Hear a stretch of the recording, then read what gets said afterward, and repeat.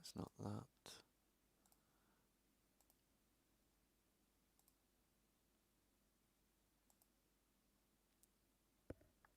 I don't suppose it matters, but I'd have preferred to have some kind of music audio, but I suppose it doesn't really matter. Just means you're gonna have to listen to my voice, which is I don't know if that's a good thing or a bad thing, but anyway, welcome to the stream. Yeah, I've booked today off work, so I just thought I would do a little bit of a live stream on Kerbal Space Program, seeing as I haven't streamed in quite a while. Well, I haven't uploaded in quite a while. Let's be fair. Yeah, so I just thought, yeah, I'd do a little bit of a Kerbal Space Program live stream and hopefully make sort of quite an accurate representation of the NASA space shuttle, which obviously I'm going to be designing and building from scratch. I've done these quite a few times now, so I'm getting quite good at doing them. It's just about balancing quite a few things. So yeah, if that's your type of thing, then obviously keep watching and I'll show you how I do it at least, and it'll give you some sort of indication of what sort of direction to go if you want to do something like this yourself. So have a little drink of my cup of tea, and I'll just quickly make a cigarette. Oh no, I smoke. Oh dear, this is why this content's not made for children, because I will be probably using a lot of expletives. And there's gonna be explosions and shit, I suppose, in the video. So I don't want the young children to get their eyes burnt out and have their pure souls infiltrated by horrible nastiness to it. So not only that, but I wanted you guys to be able to, whoever's streaming, to be able to sort of live chat and whatnot. So because I'm only using one monitor at the minute, I won't be able to sort of look at live chat straight away. But so I suppose in a sense it's not live chat; it's just chat, but what I will do is I will periodically I will check the stream sort of every half an hour or so, and just if anyone has commented, I will obviously reply to anyone if they want to say hi or they've got any questions or anything. So yeah, there we go. So I hope everyone's had a good weekend. Yeah. I hope everyone's having a good Monday so far. I know it's only early days. It's sort of 9 o'clock, is it? 9:30, 10 o'clock? 10 to 10. Cowboy time. There we go. So yeah, it's only early days, early in the morning, I suppose. But hey ho, I suppose the day is young. But I hope everybody has a good day, whatever you are doing. So, space shuttle. Those of you who didn't know, NASA. It was sort of NASA's attempt at making a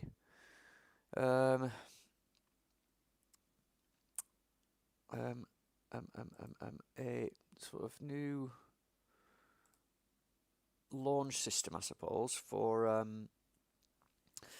getting flights or getting cargo up into orbit, into Earth orbit. It was notoriously expensive. I think I'm not 100% sure. Let me just do a little bit of on-the-spot research as to the costs per launch. Google.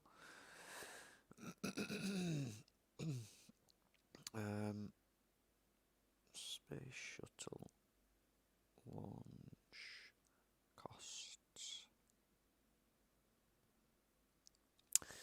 So yes, little bit of factual information for you. So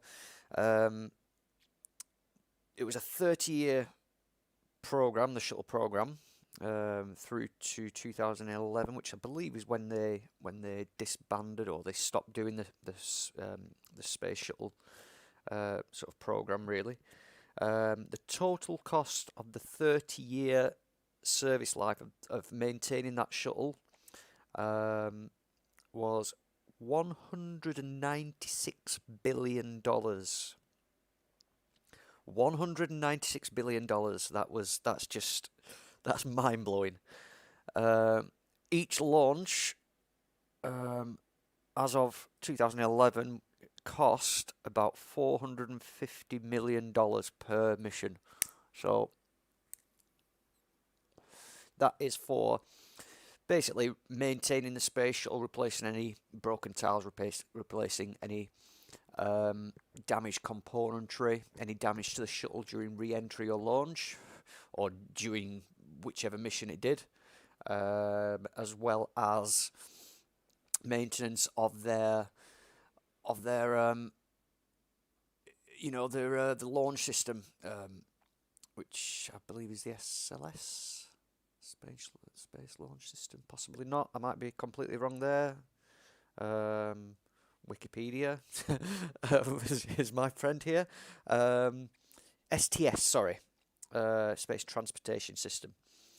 So yeah, it started in 1972, which is crazy to think that, this is sort of pre-80s. This is crazy, First crew flight was it was actually April the 12th, 1981, the year I was born. In fact, it was 3 months after I was born, the first crewed flight. I had 133 successful launches. Unfortunately, there was a couple of failures. One complete failure, which of course was the STS-51L, which it was named the Challenger, and I'm sure everybody knows that's the launch that unfortunately resulted in the death of the entire crew. There was a partial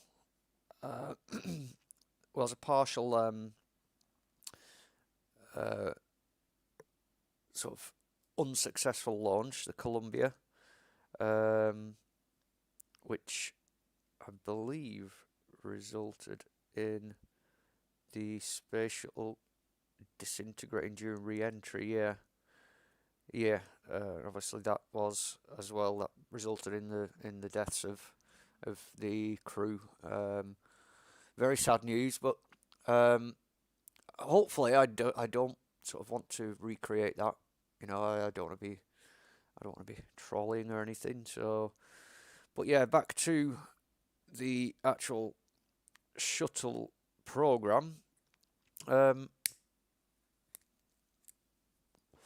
those who didn't know, the shuttle program, it sort of comprised of an orbiter, which is launched with 2 reusable solid rocket boosters and a disposable external fuel tank. The shuttle itself carried up to 8 astronauts and 50,000 pounds of payload, which is roughly 23 tons, into a low Earth orbit.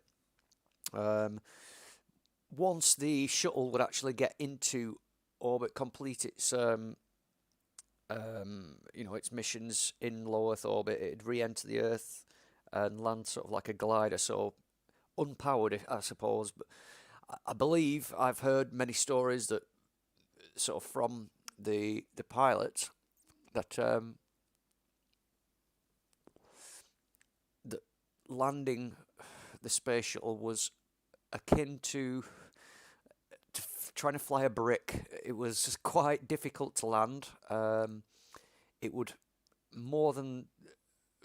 not glide, but fall. It would fall with grace, if you will. So yeah, it was. It wasn't a glide. Well, I suppose it was a glider as such, in that it would glide. But what they tend to do is it would come back in from orbit, go through re-entry, and pretty much plummet towards the Earth until the last couple, 2-3 miles. and then they would perform. Well, after performing various slowdown manoeuvres, which would involve in sort of re-entry, which would involve pitching the space shuttle at crazy angles and banking it at crazy angles just to slow the thing down. When it sort of got to the last sort of mile or two, in flight, when it was going back into land, they would do a drastic sort of flare maneuver, which would push the sort of landing path, I suppose, of the space shuttle back onto the runway where it was supposed to land. So yeah, very very challenging to land. I have launched, as I said, a few of these previously successfully, very successfully, in fact. Landing them is a completely different, whole different kettle of fish. It's a completely different beast, as you will more than likely see once I start developing it. So yeah, I'm going to start with the Mark III cockpit, which is pretty much, it's just like the space shuttle cockpit, I suppose, isn't it? Do we have any variants of that? No, we don't. Right, so I'm going to put on the front of that a nice little aerodynamic nose cone, and I'm going to change that to white, is it? No, black? Yeah, that's more like it, isn't it? Yeah, just so it all matches and stuff. Good. Right.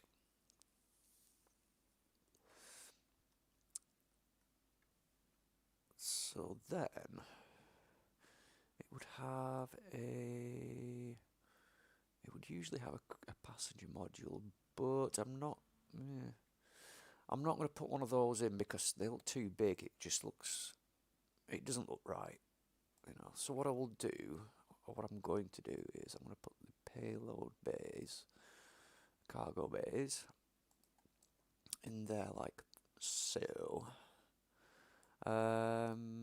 Maybe put a small one in there as well, just to act as a passenger bay, because the shuttle would have the actual cockpit here, but behind the cockpit it would also have a small sort of area where they would have sort of sleeping quarters, and sort of a crew module, I suppose, because the astronauts weren't sort of required to sleep in the cockpit.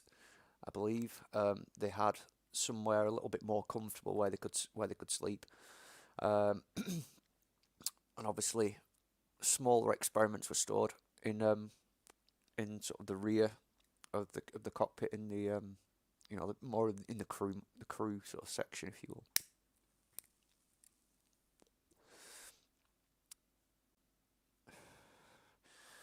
So, how I usually do this is we're going to need some kind of way to dock the space shuttle to the two things in orbit, orbital things. Words. So how I usually do this, it's a little bit cheaty. I go for the Alt F12 cheats. I turn that on. To me, that's not cheating because it's all part of, it's not like I'm putting in extra sort of, commands to cheat my way through this. So what I usually do is put in a little docking module, and I'll move that up. Whoa, what are you doing? Don't be doing that. So I'll move that up like that.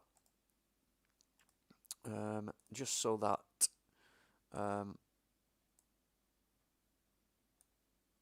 so that we can do that. I'm just going to move that up a smidgen more.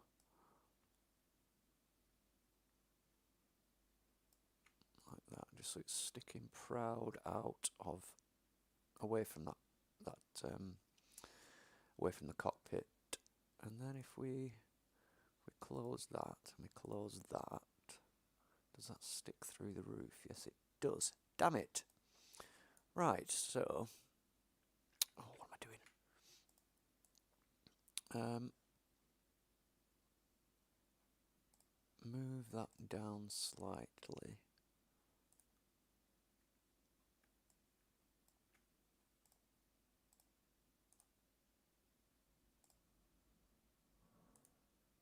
Close that, then close that. I want this just so that it's just at the right position, so it's not clipping through, because I like everything to be nice and accurate to the original, if you will, the original sort of design. So yeah, I think that's quite sufficient and quite accurate. But also, like I said, they did have a crew module in there. So what I will also do is I will struggle getting a little crew module in there. That should go there. Is that clipped? That's not in the right place.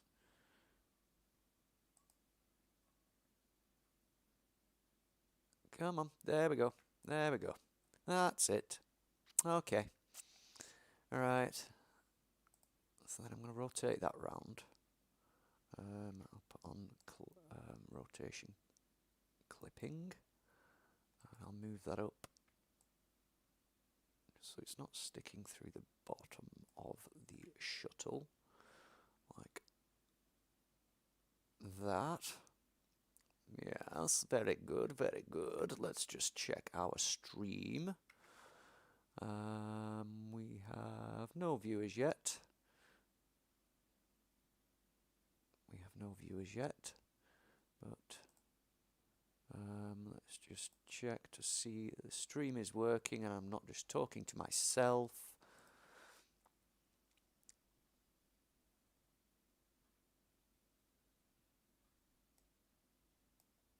Do we actually have the stream working?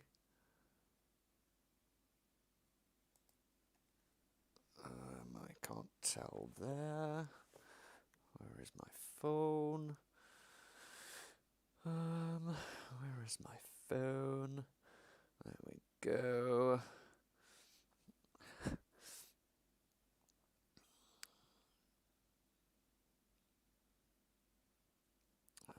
Your channel. There we go. Why? Oh, we're on the wrong channel.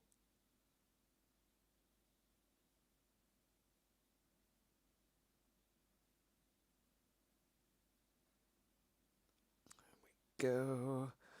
Very good. Your channel. And yes. And we're working, yes we are. Because when I'm sort of watching when I'm watching it through my computer which I'm streaming on, it's a bit strange because I can't really hear anything that's going on, but because I can bring up the stream on my phone, it means I can actually look at the stream to make sure everything's working, and it is. Volume levels seem good. Wet my whistle with my lovely cup of tea. Right, so we would like some RCS fuel just for doing orbital maneuvering or maneuvers. We'll put a couple of those in there. In fact, we'll put 4 of them in there like that. Yes. And I don't want them sticking through the bottom of the shuttle, so I'll lift that up a little bit. Same with that one, and we'll shift it inwards a little bit, as well as that one. Shift that one inwards a little bit. Okay. Right. I think that is good for... Yeah, that is pretty good for in there. Although I would like some kind of...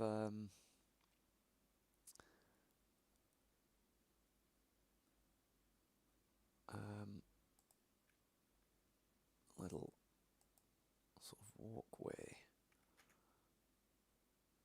on the back here, just so that when our Kerbals can EVA into the service module, they will have a lovely little platform to walk out onto as such, and then maybe put another one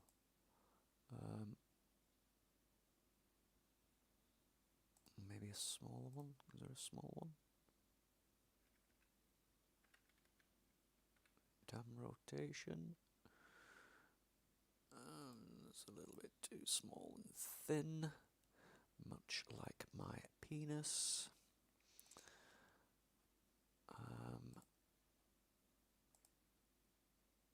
I'll put that at 45 degrees-ish, and I'll change that to local, and we'll bring that down like so.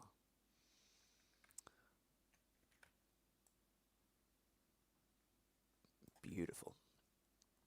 Okay, that will mean that our Kerbals can climb in and out, and of this, out from the. I can transfer the Kerbals from the cockpit into this section here, and they can crawl out of the hatch there and walk down. Hopefully, unless we get this silly little bug that, the hatch is obstructed. Let's put some lighting in there as well. A couple of little lights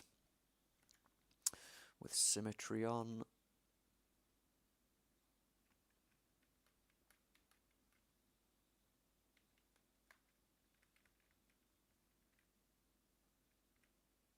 Like that. Yes. Yes. And we'll face them downwards so that they are pointing into the service module like that. Right. I think that's good for the sort of crew module and the cockpit. That is pretty good. The length of it is kind of... It's getting towards the length of the shuttle, although we do need a tailpiece on, which is going to be pretty much what... It's going to be one of those, is it? No, it's one of those, I think.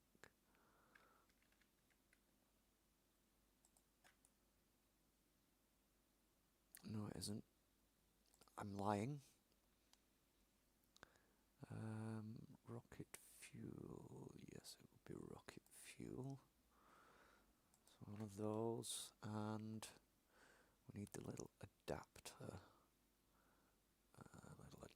Where is that? I always forget where this is.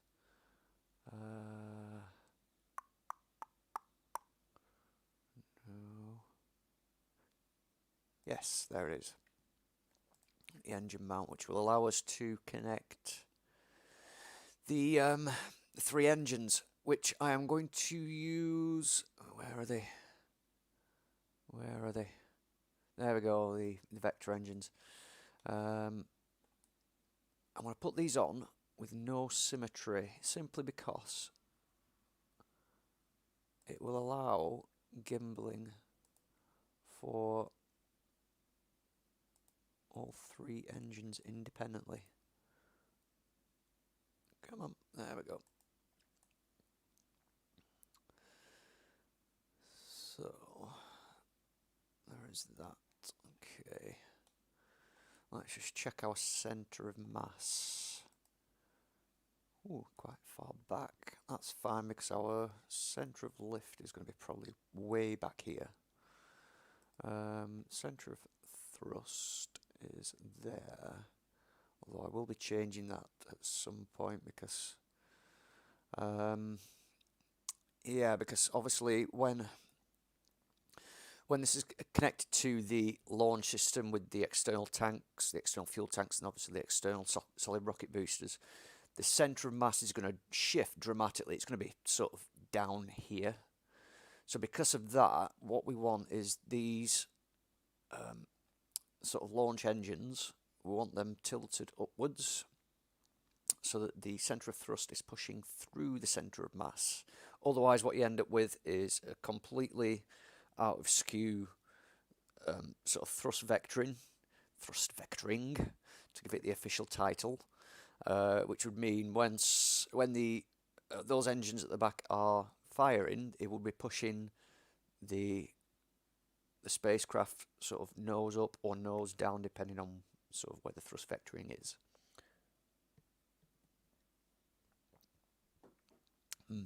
So, as for just for all intents and purposes, that will be okay. Keeping true to the original shuttle, let's put snap on, and let's put symmetry on. And the reason I do it this way is because I don't know if you know, but the space shuttle had actually had air brakes built into the tail, which meant that when it was coming back into land, yeah, the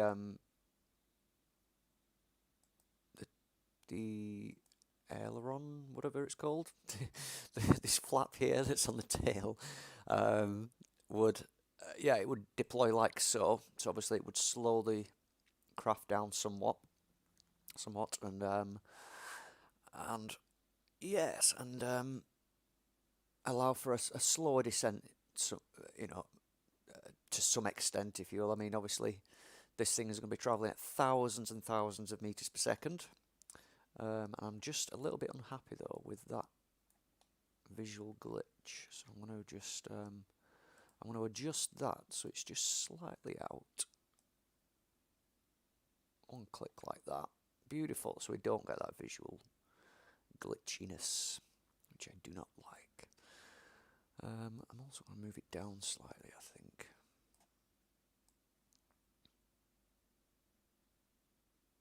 Something like that, I think. Yeah, that looks good.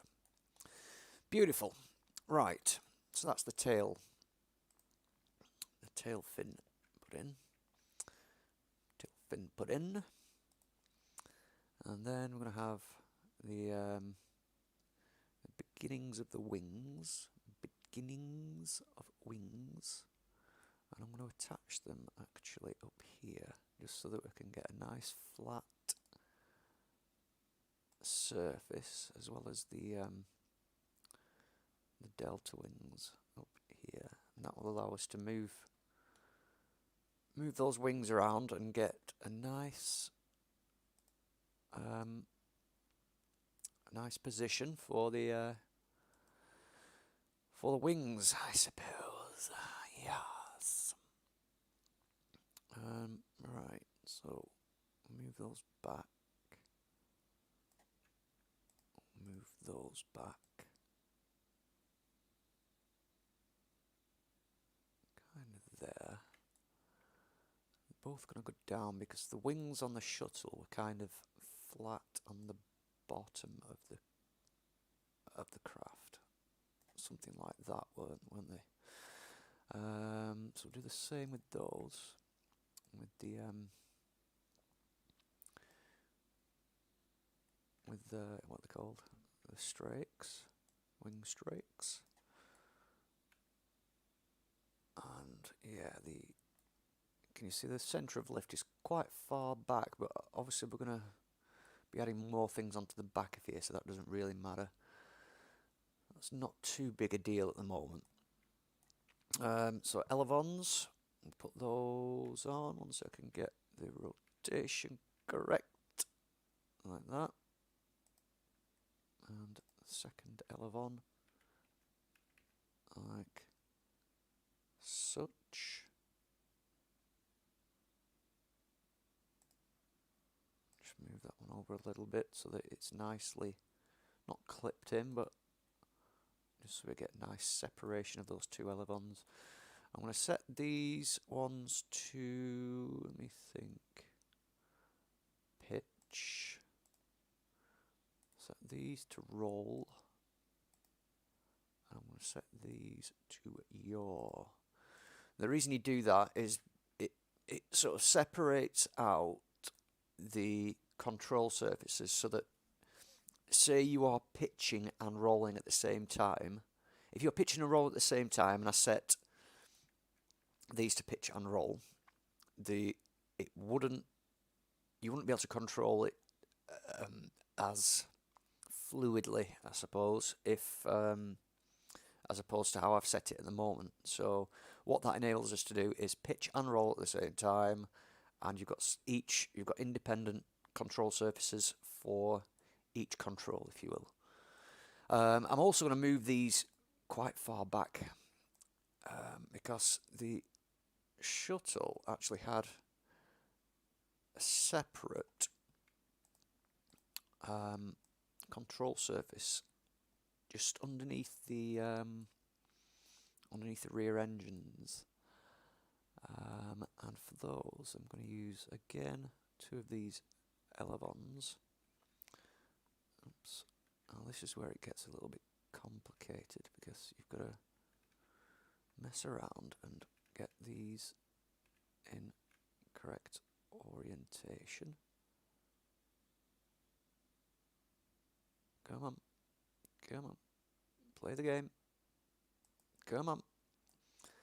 I'll just rotate them round using the rotation tools and whatnot. So yeah, the original shuttle. I need to work on my alliteration and my speech, especially if I'm going to be doing more more YouTube videos, which I hope to, But I do find, because I'm from the north of England, I do find you cut words short a lot, and yeah. So let's drag those out a little bit, like that. But I don't want them sticking out so far that they're hanging off the back, so it doesn't look realistic, does it? So we'll have them sort of there, maybe. Yes, possibly. We'll shuffle them in a little bit more. Perhaps a little bit more than that. I don't like doing that. I don't like doing that. I wonder. Let's get rid of those and let's just try it with smaller elevons. I know they're not the traditional ones for the space shuttle, but yes, this is obviously a recreation. It's not going to be entirely accurate, I suppose. I'm just going to try and make it as accurate as possible, I guess. So let's do that, and we'll have another one. No, yep, there we go, yep. No.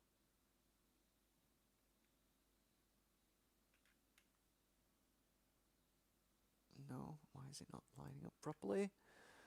Okay, we'll use the rotation tool. We'll turn off the snap, and we'll just try and get them in a nice straight line. Nice straight line.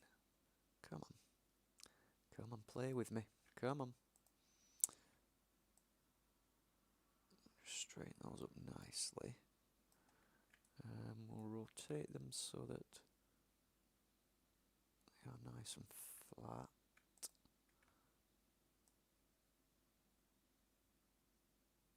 A little bit like that. And lift those up so they're more in line with that. Okay. That's That's looking somewhere correct. But then what I'm going to do is move these back forwards now, just so that they are in line with that. Oh, that looks beautiful. Oh yes, I'm liking that. Right. That of course means we're going to have to move those forward a little bit, so to that line there on the strakes. Okay, the wings aren't sort of hovering, are they? They are a little bit. So I'm going to bring those in. Like that.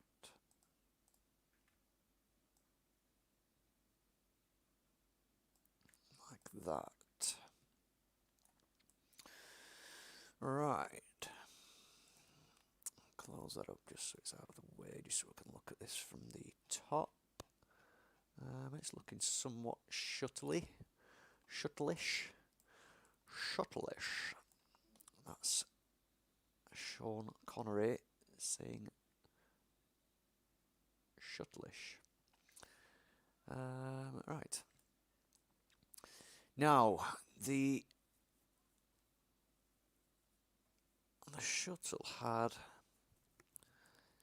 two little engines up here which they would use for orbital manoeuvres. However, that is going to throw off the thrust vectoring completely unless we use... Yes, unless we use... We'll just use RCS thrusters, I think, for those. And what I'm going to do is... I'm going to use these little... Where are they? There we go, NCS adapters. I love these little fuel tanks. They're gorgeous little things. Beautiful. They were sort of positioned like that, weren't they? Yeah, a bit of a aerodynamic nose cone on the front, which we'll use one of those small nose cones, and then what we'll do is we'll clip that in, so they don't look as sticky outy. No, come on, there we go. That's it. You've got one job. You've got one job. That's all you need to do. Right, and just because my OCD is going crazy, let's just make sure that that nose cone is just nicely clipped in. Oh, look at that. Oh, yes. Oh, yes. Right, let's have another fuel tank, which I think is going to be the Mark 1, is it? It'll fit onto the back of that. On the back of those. Yes, although they stick out too much. No.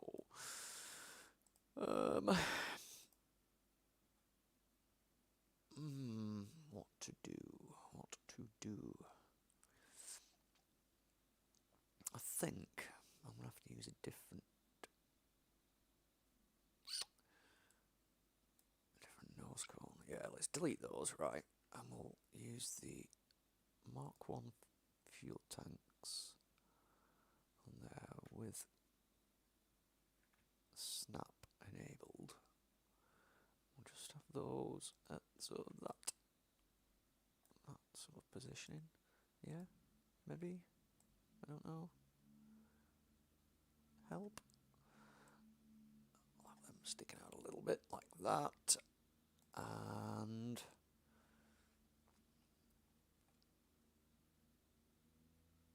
advanced nose cone maybe.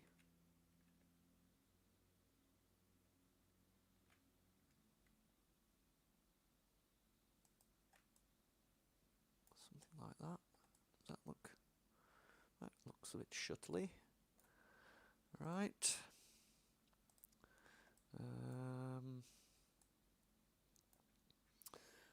Okay, we'll rotate that around just so it's nicely positioned. Yes, yes, that looks good. That looks good. Right.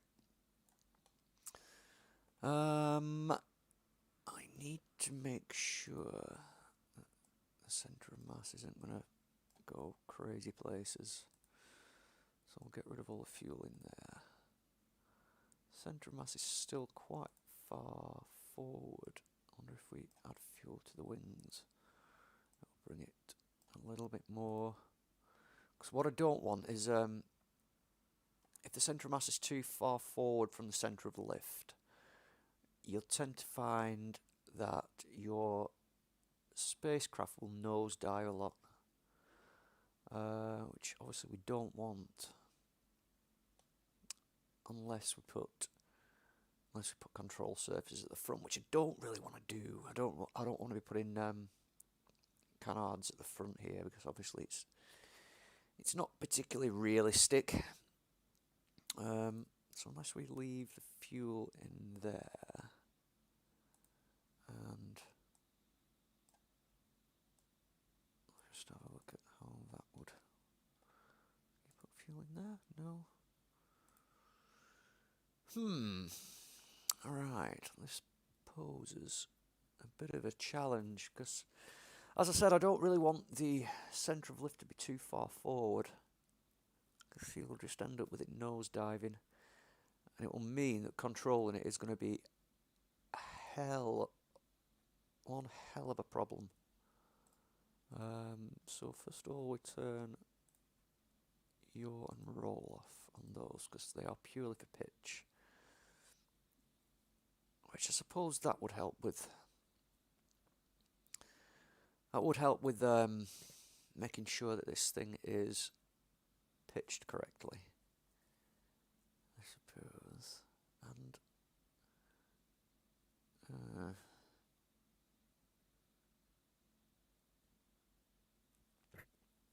right, vernier engines would mean that Verner engines, not vernier, would mean that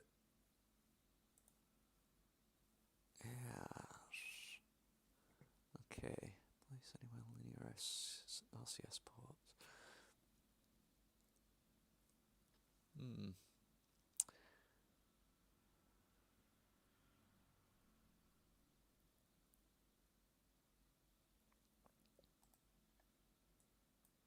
What do these look like? Are these huge? No, they're not. They're tiny. Oh, there's variants available of these. Oh, lovely. Very nice. I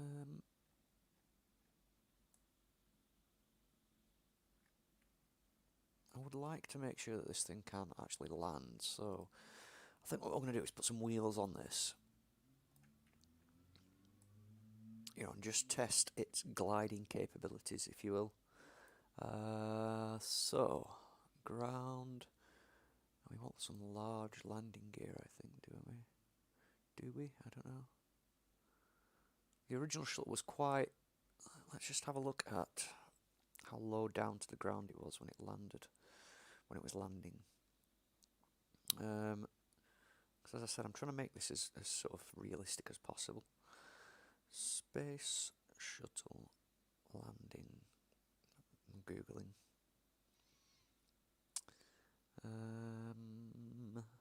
Let's have a look at images. Yeah, of course the nose kind of was lower down to the ground than the rear, which maybe means we need large landing gear on the back, possibly.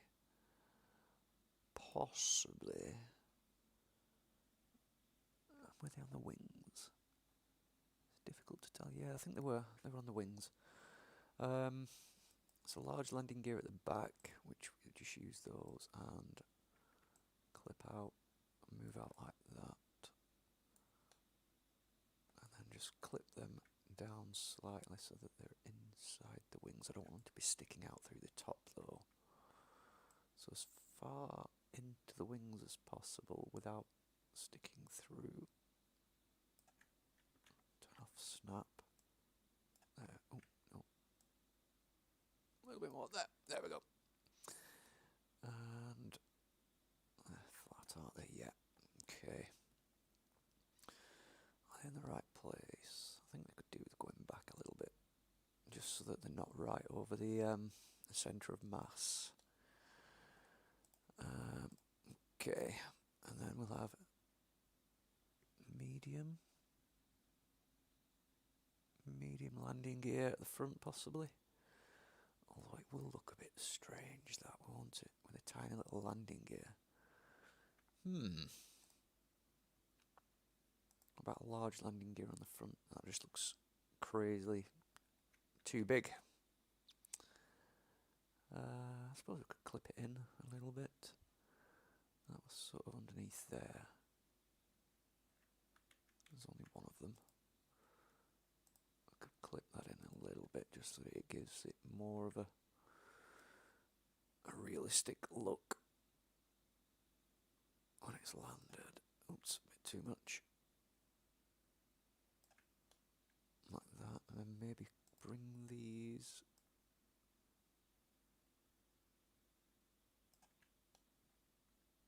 slightly more like that. I suppose that's kind of flat, isn't it?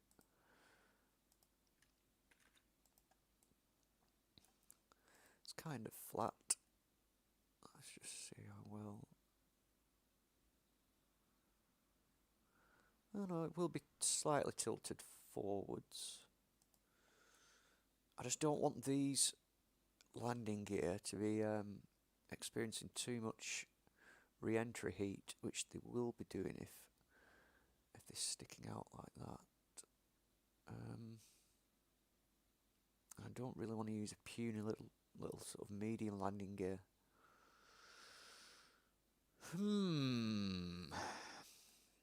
I suppose I'm going to have to clip this in quite a way.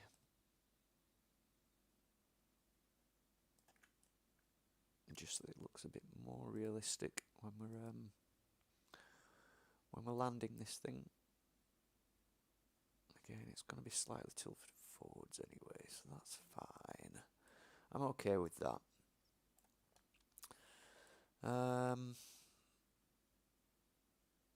Now,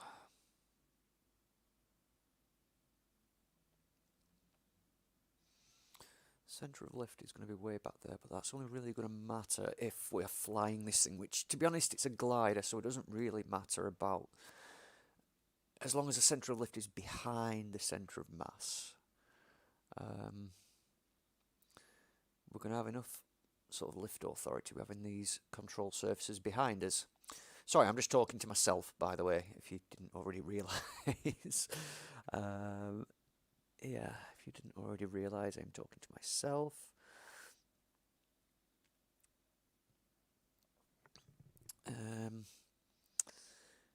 Okay.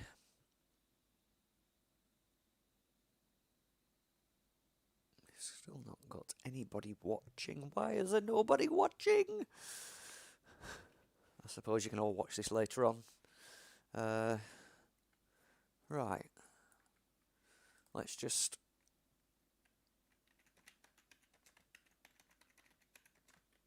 name this Space Shuttle Kendever.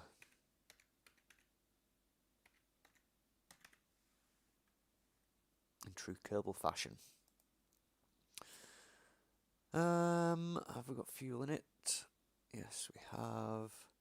Which would mean that we can deorbit if need be.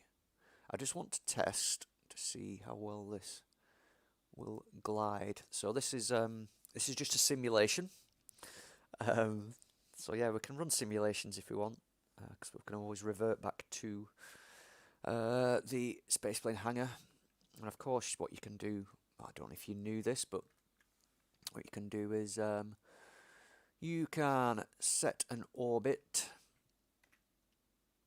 with this, and that is pretty much above the Kármán line.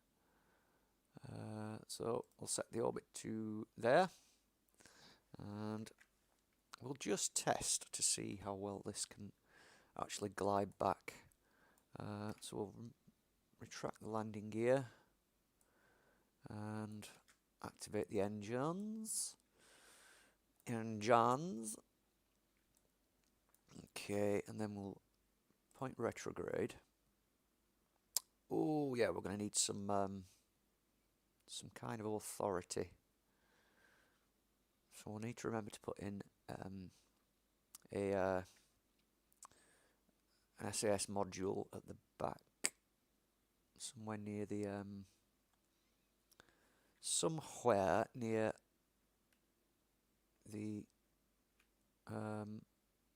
center of mass. So let's just get that oriented correctly, and we'll perform our deorbit burn in the map screen, just so we know we're coming back quite safely. Okay, so I'm going to thrust the engines up.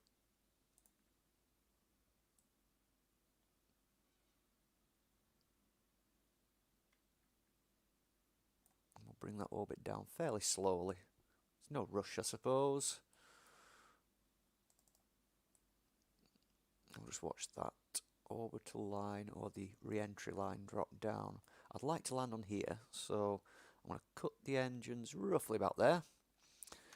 Go back to the actual game screen. We'll go back to pointing prograde. And of course we're going to need electric charge as well. Now obviously the engines on the back here are not oriented correctly. They're sort of pointing along the center of mass where it currently is. But obviously that is going to change when we oops, no, rotate the correct way. When we get the launch system developed.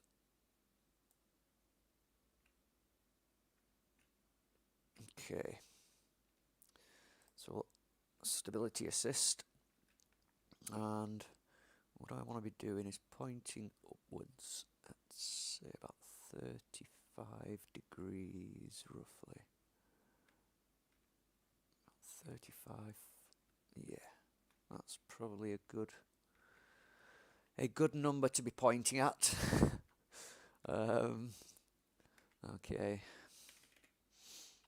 let's just set that correctly. Okay, right, here goes nothing. Let's just time warp down a little bit so we start re-entering. This is where things get interesting. As you can see, we're picking up speed quite rapidly.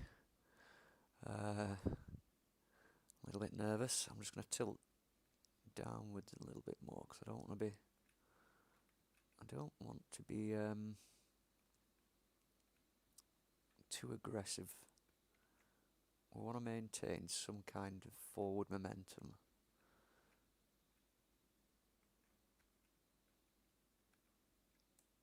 So this is just basically a test just to see if this thing is any good at re-entry. I mean, as I said at the beginning of the stream, the shuttle was notorious for being very difficult to fly. As I said, according to the NASA astronauts that had the opportunities to fly the space shuttle, they likened the space shuttle to flying a brick. We are slowing down somewhat, which is a good thing. A lot of atmospheric re-entry effects going on.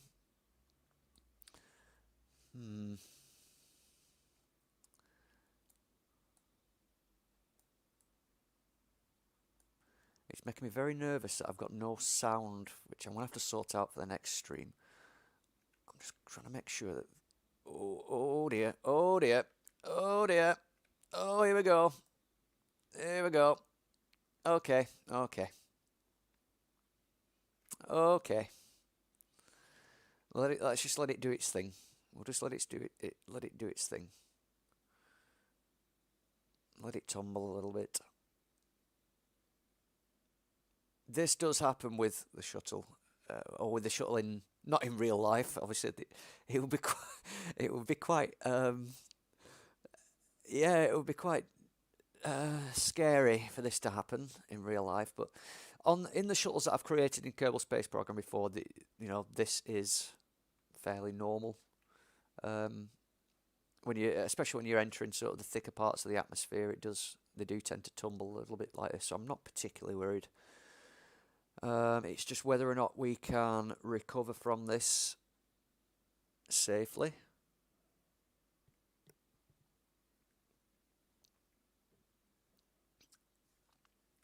And it looks like we can. It looks like we have done. Okay. Okay. I'm liking how this is turning out so far. Obviously, we're still losing a lot of speed, which I'm not particularly happy about. But I wonder if we that would lift our nose up. So let's deploy those and just make sure we can bring some get some attitude a bit more. That's a bit better. In fact, that's a lot better. Excuse me. Right, so we're actually on a good trajectory here. We've still got sort of 10,000 meters, 10 kilometers roughly to go. 8 kilometers. That is falling quite substantially. So I think I'm going to retract those a little bit more, just so we're not quite scrubbing off as much speed, as we were. Our electric charge is dropping quite dramatically, so I'm going to have to put some some kind of I think RTGs, which are the radioactive electricity generators, radiothermal generator. I think they stand for RTG. Yeah, this is actually not turning out too bad. It's although we are kind of quite steeply pointing downwards. As I said, the shuttle would actually do this, and it would wait until it was, several hundred meters from the ground before performing a quite dramatic flare. And what that would do is it would make sure that we've got enough forward momentum, enough speed, sort of going prograde, so that when we actually do our flare at the end, coming up towards the landing, we're still going forwards and we're not dropping sort of vertically, if you will. So yeah, 400 meters, 3 is where I'm going to start performing the flare. No, flare. But look, we landed, and although we lost our wings and 2 of our engines, we actually landed. And maybe I needed to flare a little bit earlier. Also, don't forget that I haven't quite finished developing it yet, so we're going to have some kind of authority when we actually add our RCS thruster blocks on, which will give us some kind of thrust, atmospheric thrust. Although it's not going to do massive amounts, but it will help somewhat. It'll give us some kind of authority in sort of bringing that nose up a little bit. So yeah, right, what did we say? We said we need... Excuse me, we need, oh yeah, the SAS modules. So I'm going to, first of all, I'm going to centre of mass, centre of lift, centre of thrust. I'm going to put a nice big SAS module on the back there. That will give us some pitch authority as well. We also needed some electrical power, didn't we? So I want to put a nice big battery bank on there. In fact, let's have 2, because those are pretty much at the centre of mass anyway, so it isn't going to shift things around too much. In fact, if anything, when the tanks are empty, it's going to sort of hold those, hold the centre of lift back a little bit. So it's not going to go forward too much.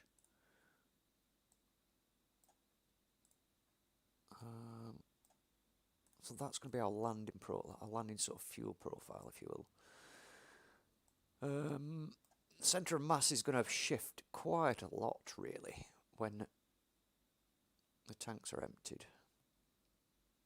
Although that is it's manageable, I suppose. That is manageable. I can deal with that. We're going to have a Clampatron, a docking port in there. Is that the right way? I can never get these right first time. No, it isn't.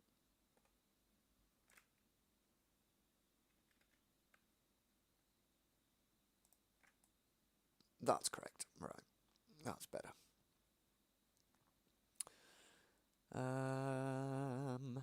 Oh, we want some RTGs as well. RTGs. And I'm putting all these right at the back, because obviously we want to make sure that the centre of mass doesn't shift forward too much. So I'm putting these at the back just to facilitate that, shall we say.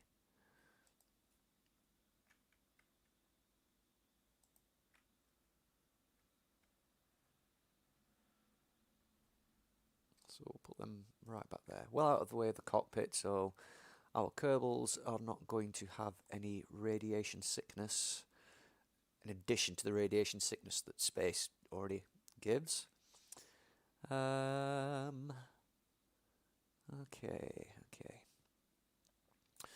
Right, I think it's time for our RCS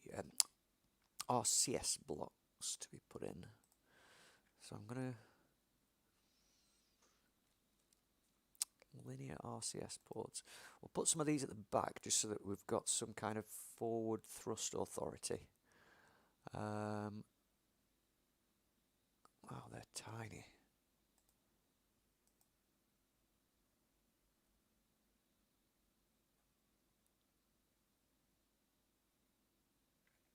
I'll turn snap off, that would help. So we'll put a couple at the top up here. Put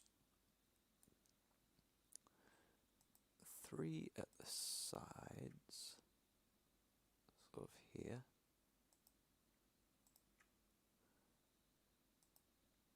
And we'll put, where are they? Alright, they're not appearing at the bottom, so I'm going to have to put them up here and slide them down using the move tool. And they're still not appearing. Damn you, Kerbal Space Program. Your strange graphical clipping efforts. So that's one. Move the other one up alongside it. It's over there. Okay. Right. Are these, I mean,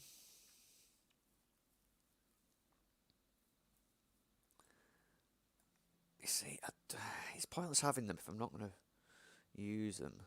Let's just have a look at Space Shuttle.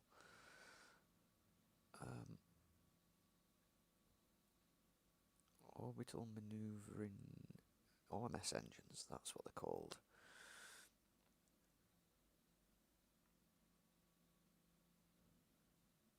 Yeah, see, they're quite big engines, the OMS engines. I wonder if we could possibly recreate something like that without messing up the thrust vectoring too much. I'm just having a look at photos of the OMS engines themselves, manoeuvring engines, manoeuvring thrusters. They're quite big, aren't they? Wow, right. Is there an engine we can use?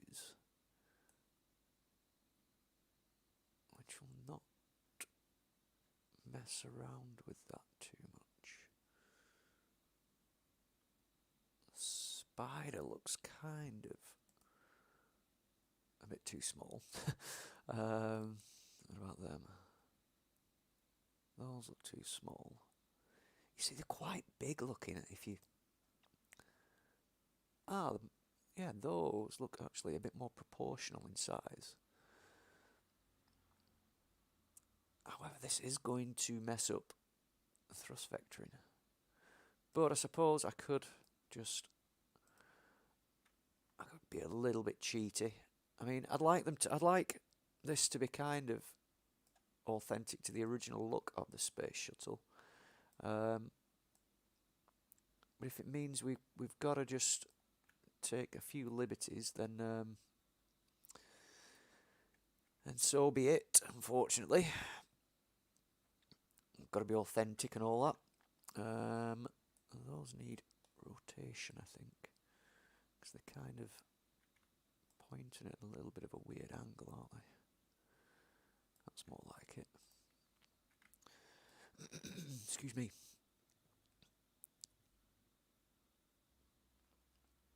So that's that.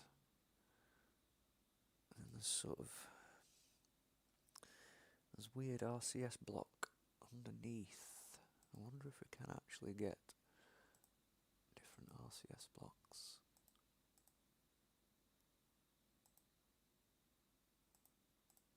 Which look a little bit like. There's only 2 variants of that.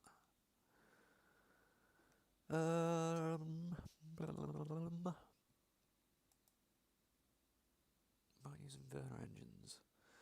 That could work if I sort of lined up 4 of them.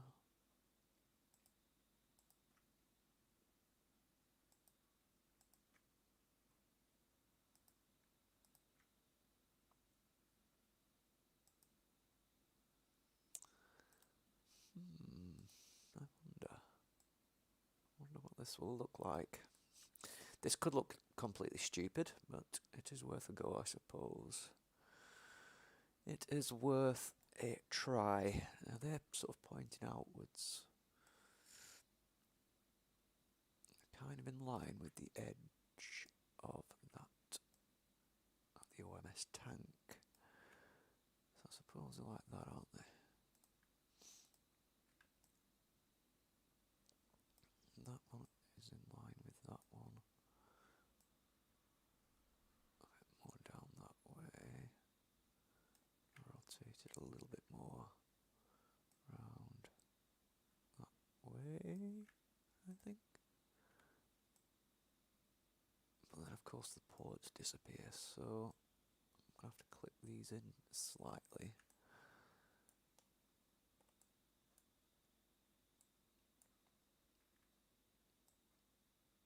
Bring that down a little bit.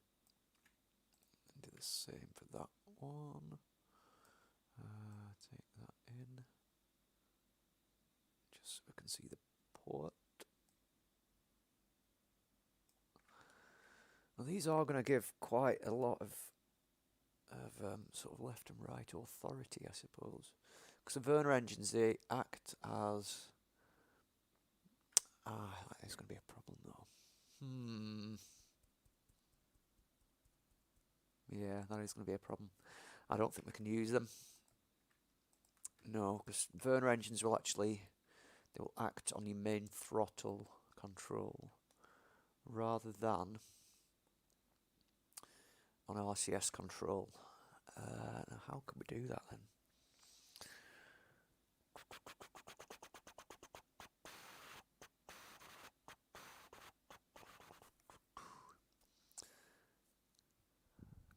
I'm going to have to build something.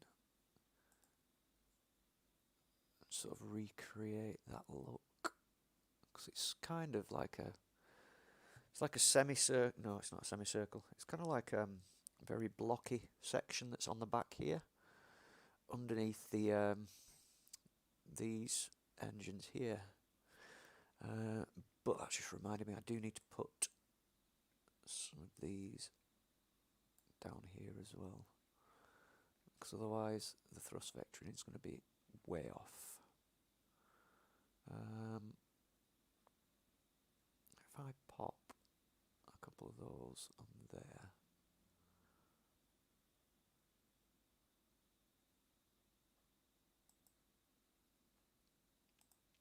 then I maybe clip them in like that, just so they're out of the way. That should be alright. That way a thrust vectoring is not going to be, it's not going to be all over the place, although I am going to rotate those down a little bit, just so they are matching.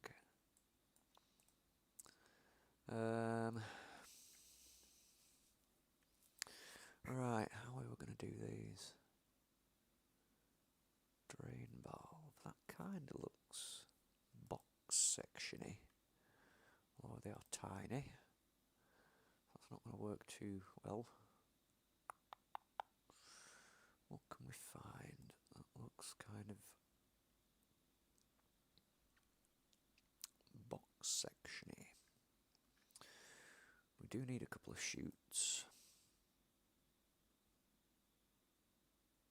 Parachute. So I'll have a couple of parachutes on there anyway, because the shuttle does have parachutes that it uses for slowing down once it's actually on the ground.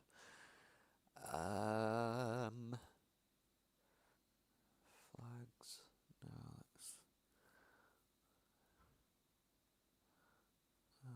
no, that'd be sticking out too much. That would be sticking out too much, would it? Yeah, it does. It sticks out the back. Cargo.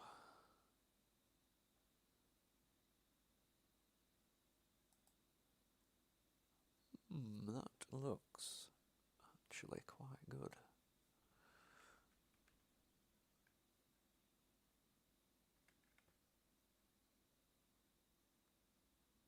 I'll set that like that. And brought it out somewhat, like so. Snap that in there a little bit. It's kind of like what it's, yeah, kind of. I'll maybe rotate it around a little bit. Rotate it around 45 degrees that way, and then maneuver it into place so that it's like that. Bring it out a bit. Not too much. There we go. Yeah. Don't like. No. What's those conformal storage units?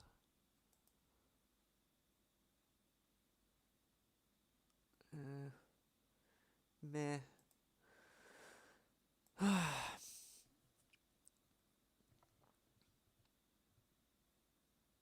Magnetometer boom. Experiment storage. Meh. It's kind of like that other thing we used. There's nothing in there really, is there? Electrical. Excuse me. I could do with something that's both boxy and sort of curved at the same time, if you will.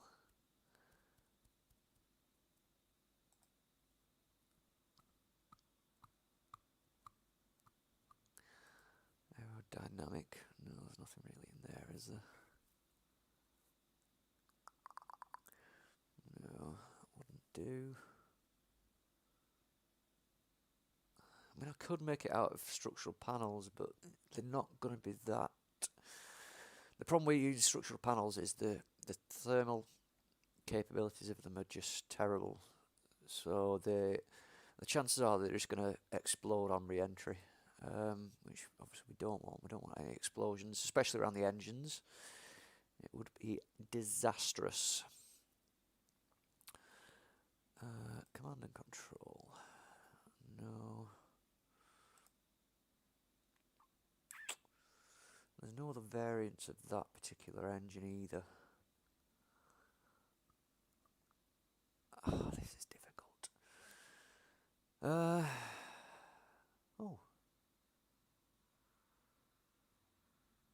That could work. That could work.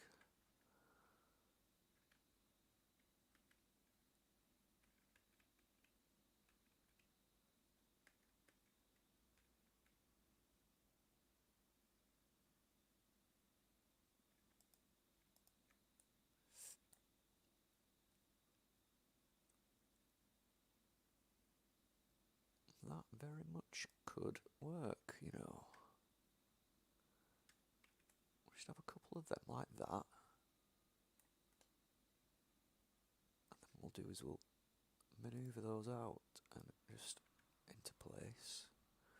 Just so they're sticking slightly proud. But not clipping too much through there. I don't understand why Kerbal Space Program does that with the move tool. It kind of, if you try and move something that's close to something that you've already got selected with the move tool, it's like, no, it doesn't exist. It's just no, it's not there. I don't know what you mean. I think that, yeah, kind of looks kind of ish like what we're going for, I suppose. Yeah, I think that'll do. I think that will be kind of okay.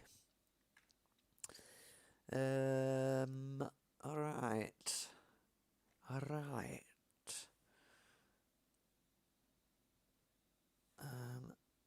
Yeah, I think that would work. Excuse me. Right, okay, so a bit more. I'm going to put a couple of these linear RCS ports on the side. Just a couple. Just so it gives it the look of the space shuttle. So a couple of those. Maneuver those over. Just so we've got that look of the OMS, Orbital Maneuvering System. Of course, it's not going to let me select that, is it? No, it isn't, because Kerbal Space Program. There we go. Oh, yeah, that looks quite good. I'm quite happy with that. Yeah, I'm quite happy with that. Yes. Those are monopropellant engines, so that means we've got some forward authority as well as the back. All these engines are on the back, so we've got 2 at the top, 2 at the bottom, so our thrust vectoring is going to be okay. I'm just going to put a couple more linear ones down here, just so that we're not sort of throwing the balance off of our left and right authority at the back of the ship, the back of the craft. Something like that.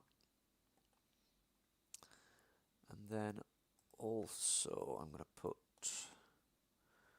a couple of these at the front on either side. A bit like that. And a bit like that, just so it's all nicely balanced.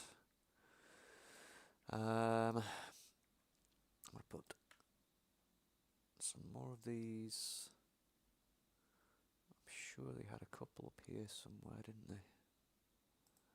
Like one there and one there or something.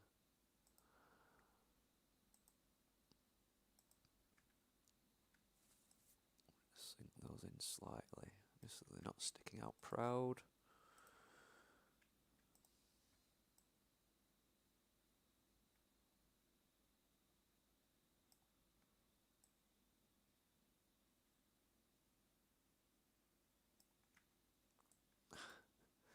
Yeah, that'll do. That'll be fine.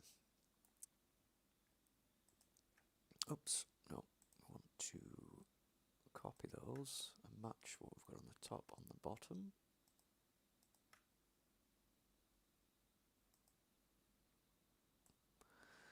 Bit like that.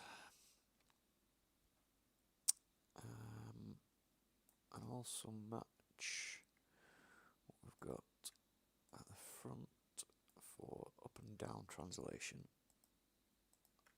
Up and down translation here and here. Okay. I could probably do with some RTG ports pointing forwards as well, because obviously we're going to need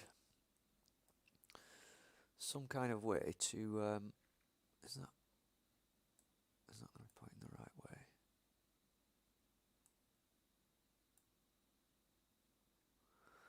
So I am going to put them in here just so they're hidden out of the way, because otherwise they're going to suffer from overheating problems, and we don't want overheating problems at all. So I'm just going to put spam sort of 8 of them in there like that. That should solve the issues with that.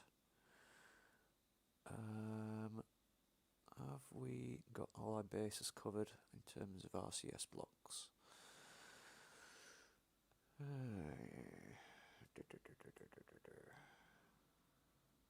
can tilt up and down, yes, because we've got those. We can go left, right, and yaw, yep. We can roll, because we've still got those, yeah. I think we're alright. I think we're okay.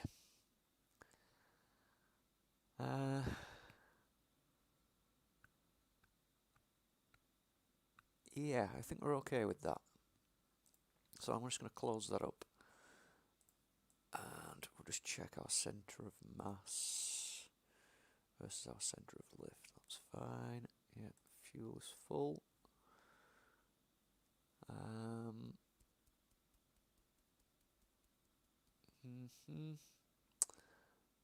I think we're ready for another simulation, for another re-entry simulation. So while that's loading up, I'm just going to make a quick cigarette. Sorry, kiddies.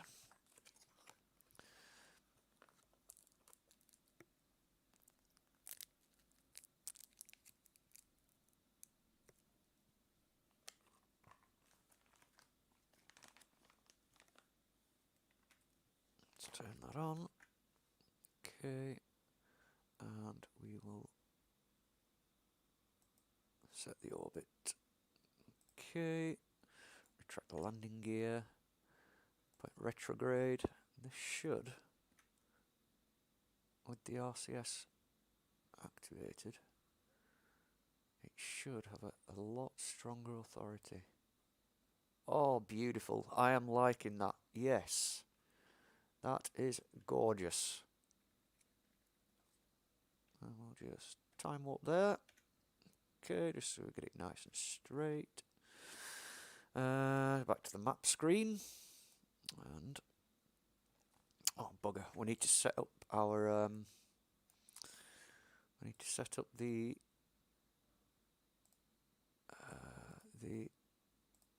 action groups and all our staging and stuff, just so we can get rid of these orbital engines, OMS, and we have them on a separate staging. But yeah, they're activated, so let's go back to the map screen and we'll accelerate retrograde, sorry, fairly steadily. Excuse me. And what I'm going to do, I'm going to drop this down way lower than we had it last time, just so we can see if we can land on this island. Because when we did that before, it was sort of, we overshot that island loads, and we didn't really have a chance to see if we could actually land anything. Obviously, this is going to be gliding to some extent. So I think what I'm going to do is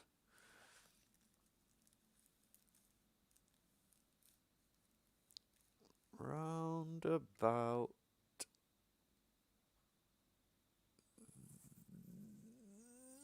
There. Okay. Now let's turn back prograde.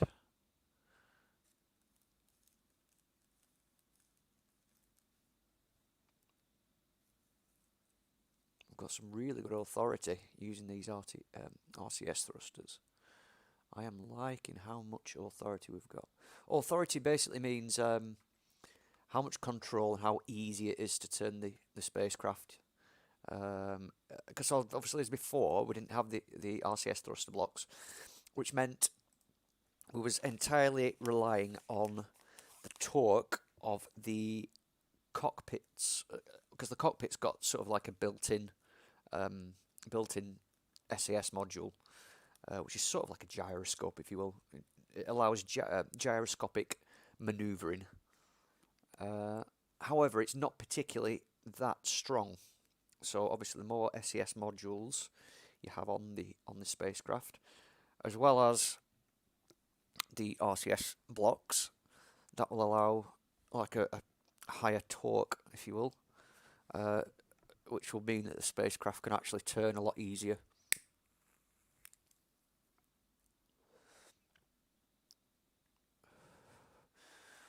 Right, we are actually past the Kármán line, so I'm going to start positioning myself.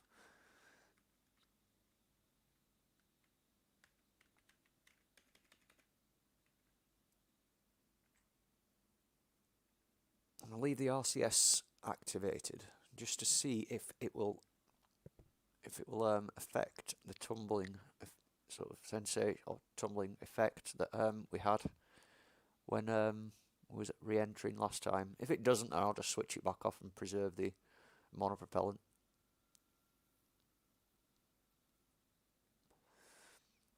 Okay, we're actually entering thicker parts of the atmosphere now, so we should start to see some re-entry effects, re-entry heating. There we go.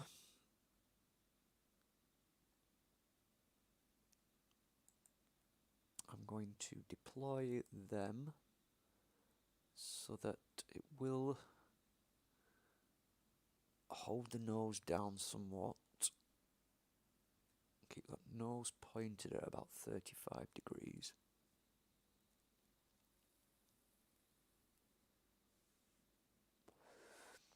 And this is actually working very well.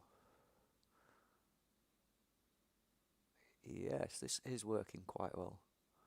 With no sort of overheating on any of the RCS thrusters, which is good. That's what we want. Are we going to get the tumbling effect that we had?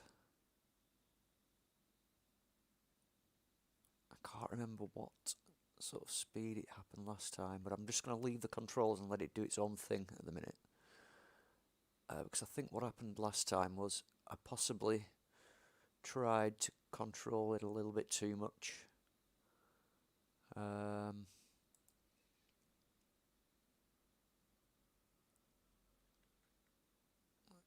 yeah, that's it. I'm not doing anything there. That's quite good. So we are getting some kind of authority using these, using the tail fin as a brake, if you will. I am just going to point down slightly, just so we don't scrub off too much speed, because as you can see, we're kind of short of this little inland of this land here. So I would like to see if I could land this thing.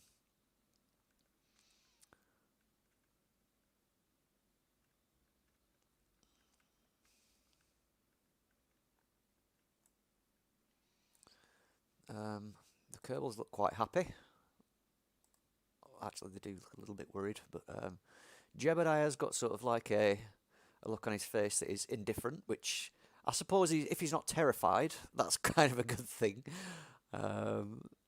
Yeah, I suppose that is a good thing, really. That's his view. Oh, bloody hell, how do we get... Is it C? That's it, yeah. Out of cockpit view. We are scrubbing off speed a bit too much though, so I'm going to take those air brakes off just so we can maintain a little bit of forward momentum.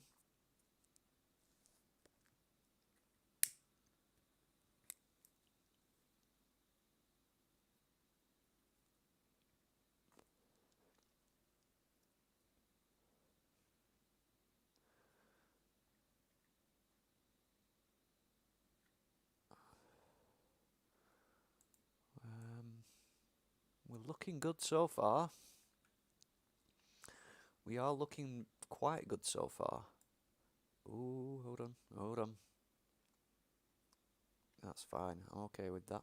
I'm okay with that.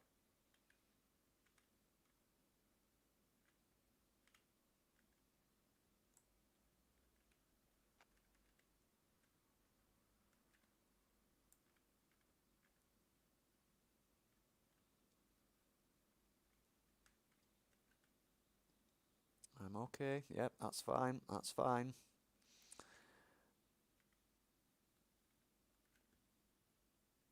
Okay, let's start flaring a little bit, just so we can get our prograde marker a little bit flatter.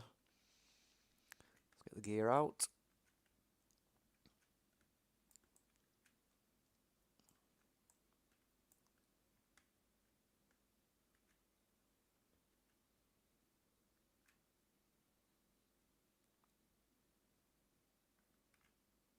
I'm gonna have to, yeah, I'm gonna have to activate the engines, I think, which is not accurate to.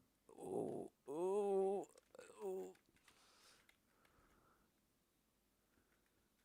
And I think we landed. I think we've landed. Yes, yes. Let's activate the parachutes. Can I do that? Deploy chutes.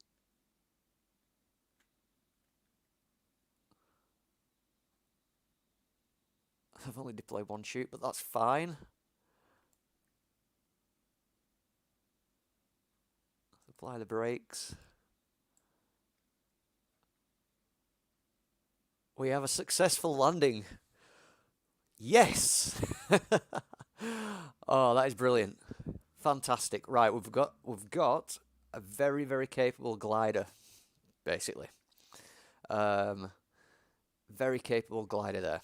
So let's revert flight back to the spaceplane hangar. So that basically means that we can return from orbit very successfully. So yeah, what I'm going to now do is I'm going to retract the wheels.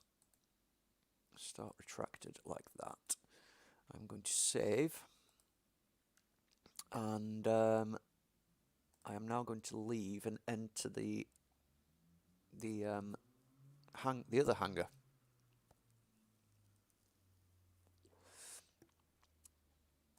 Vehicle assembly building.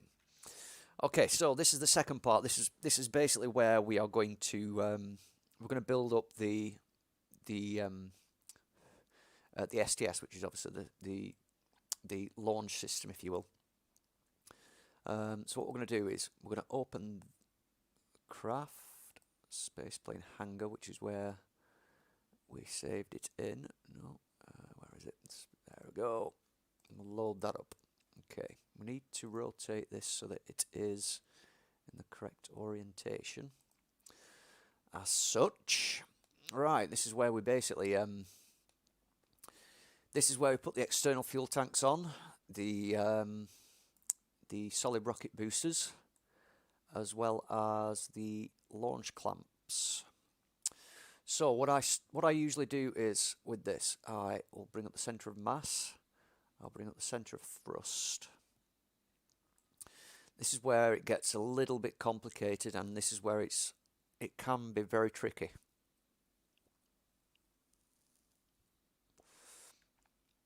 Also, we need to sort out our staging, don't we? Right. Just finish my cigarette off.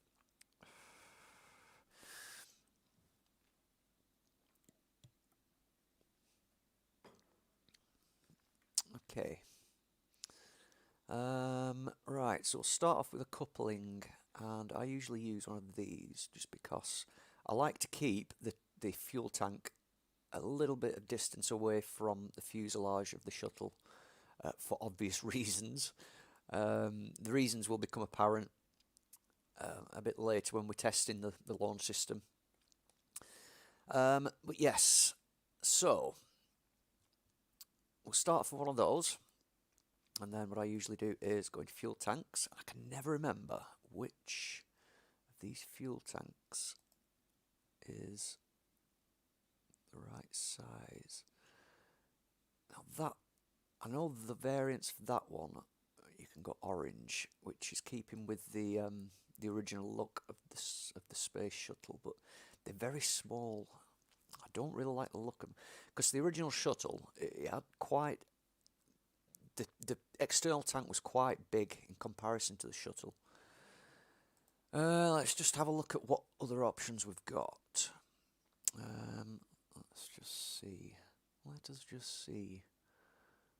What other variants have we got of that? Oh, we've got orange in that.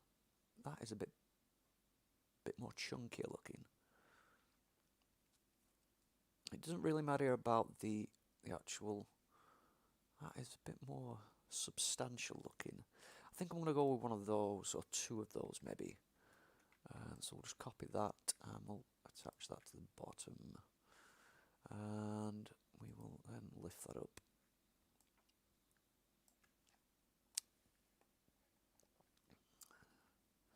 There's going to have to be three of those, I think, isn't there? Yes, three, I think.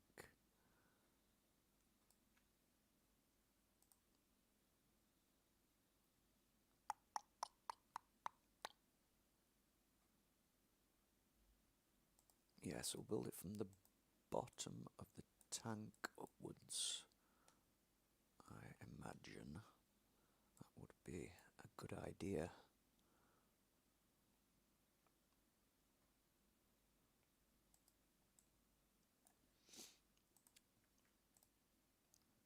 I'm just putting these as placeholders really, so what I'm going to do eventually is maneuver everything into place so that, let's just turn that around so it looks all uniform. What I'm going to do is maneuver it all so that the thrust vectoring is going to be correct. Obviously when we get the solid rocket boosters on. And we'll have another fuel tank, I think, on top. Yes, yes, yes. That's good. We'll have a nice big nose cone on top, just like the space shuttle. It isn't quite like the space shuttle because I think it kind of projected a bit further out, but we can maneuver that about. That's more like it. The bottom of this of the space shuttle was, or the external tank was quite flat. So no, not that size. Is that the size we want? Yes. And let's just go in a little bit more so we can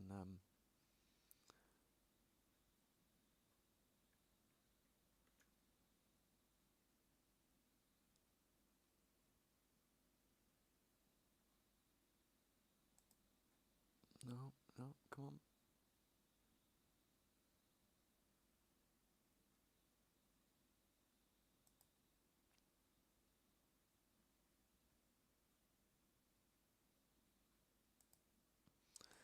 Close the fairing, that's good.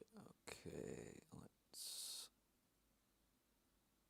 turn that off so it's not annoying us. And also let's change it to orange. Looks a little bit flared out, but I'm okay with that. I'm fine with that. Right, let's add some structural truss, or some struts, onto this thing, just so that it's not going to flop around like a floppy thing. And we'll use symmetry. What the hell? I swear to God. The street I live on, the street I live on is just, it's sometimes comical. There's somebody just walked up the street past my house, and they are quite obviously, apparently, quite apparent they are drunk. Yeah, and they're just singing at the top of their voice. The joys of living in suburban England.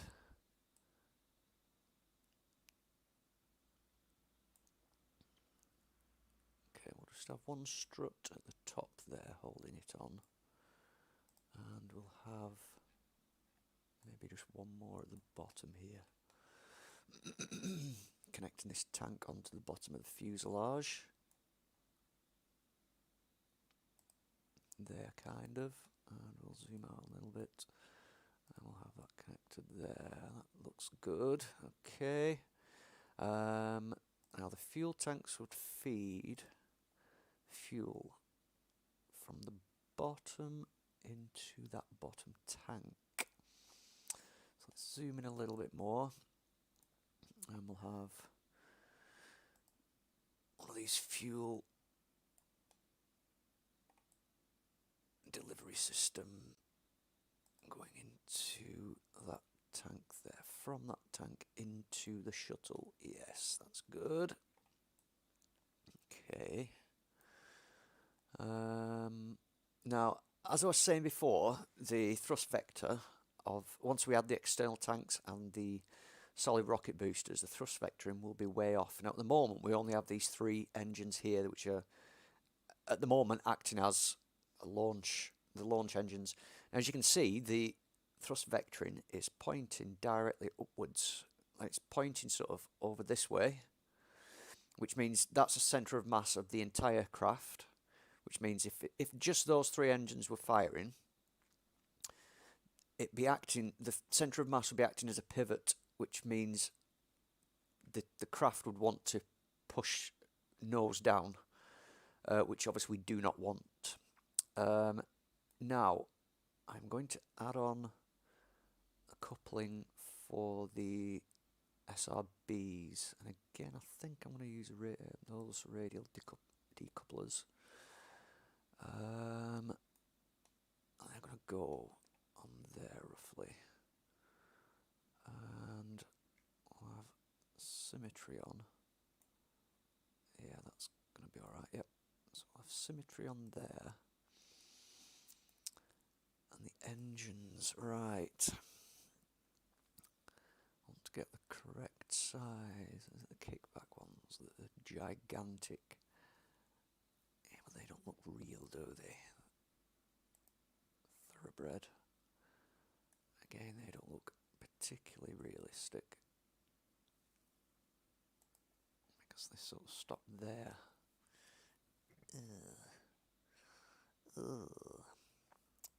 About those Pollux. They called Pollux? Kickback. Clydesdale. Oh, wait a minute. Those look a little bit more realistic. Is that putting it on? Yeah, mirror symmetry. Yes, yes. I'm liking that. I am liking that very much. Let's get some aerodynamic nose cones on those.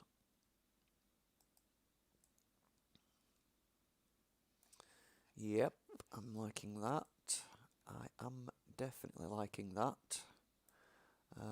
Let's put some strut connectors on as well.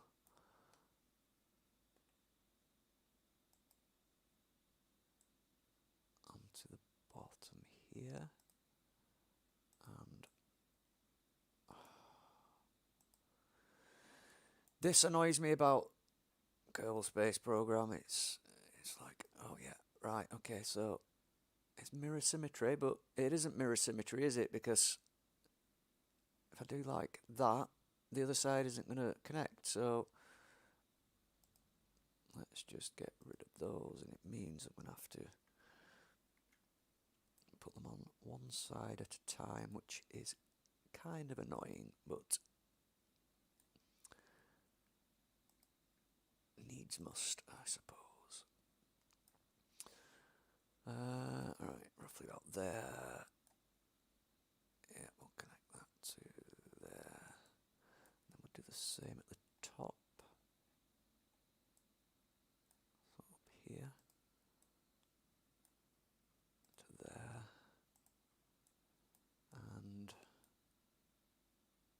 here to there. Okay, so that's a struts connector for those. Let's have a look at our thrust vector. See what sort of angle that is pointing at. Yeah, that's not going to do, is it?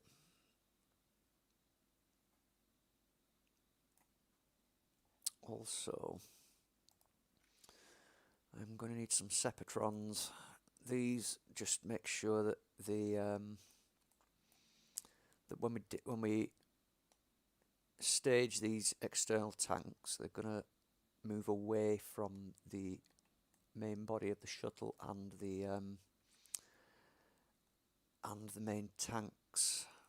So I would say we'll have 3 of them there. That, no, it hasn't.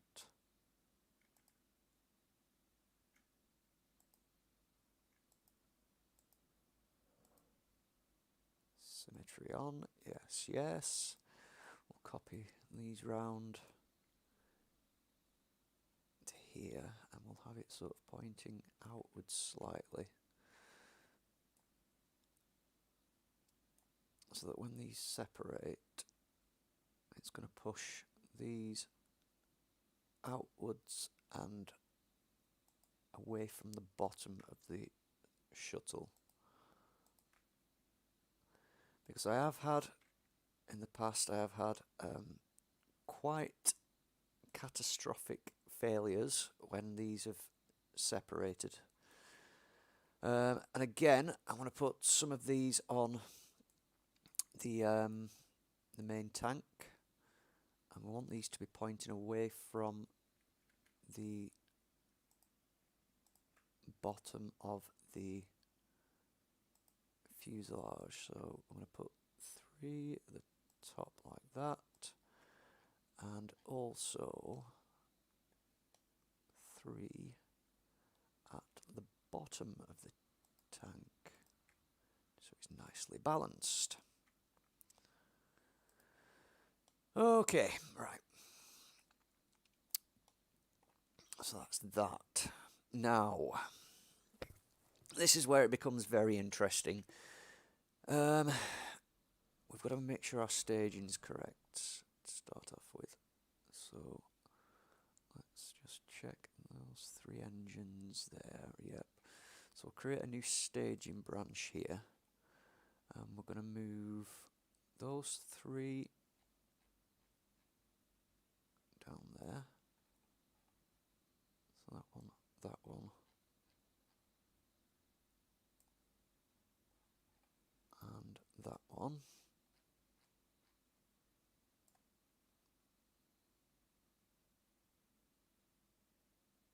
And those are our SRBs. So those are going to fire at the same time. Okay.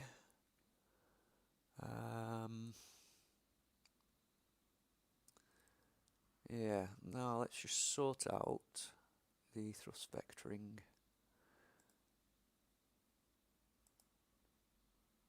And we don't want these tilted too much. I'll just show you what I mean. Can you see that? Can you see the thrust vector line there? If we tilt these, they do move quite significantly. Now this is the difficult part, because you've got to make sure that that thrust vector line is pretty much slap bang going through the centre of mass.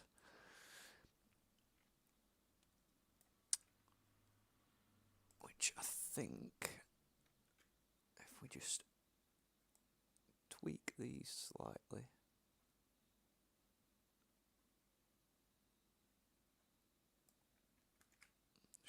Control Z that. Let's turn snap back on, just so we've got some kind of indication as to how many snap points we turn in these. Now, as I said, this is where it becomes very difficult. Why is that?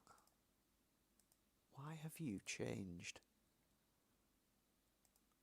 Off. Thank you. Right. This is where it becomes very difficult, because you've got to make sure that these are pointing pretty much slap bang through that centre of mass. So let's just start with just one small click each, like that. Something like that. Okay.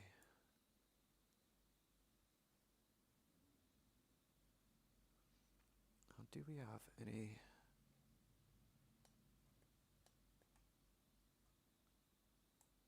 Well, that looks to me to be going further over this way, which would mean... How can we balance this out? Right. Excuse me. If you mess around with the thrust limiter here, is that going to make any difference?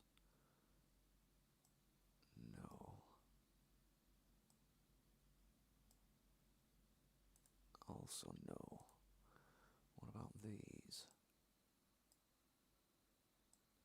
No.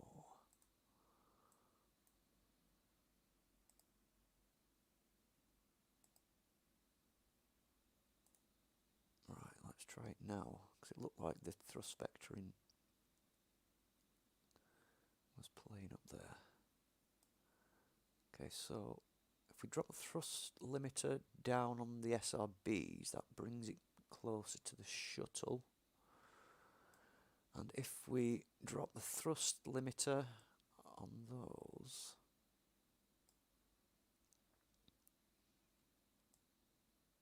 let's try it at about 65 for that top one. Come on, there we go. For these,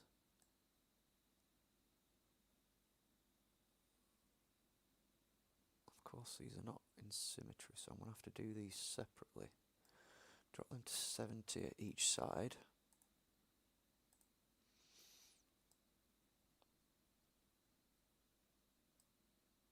Okay.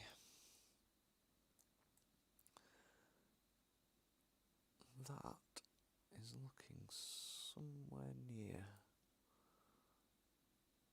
Although I am going to bring these back up slightly. Of course, it's screwed up again. So, go back in there, right, and then bring these back up to 100 maybe. Stop it.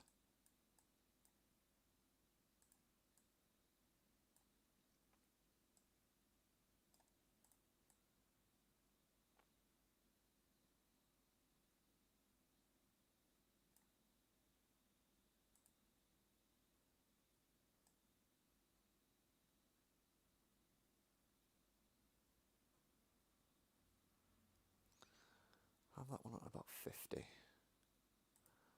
That's looking somewhere near to me.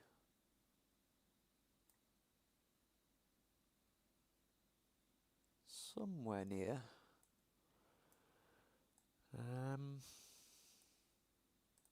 This brings it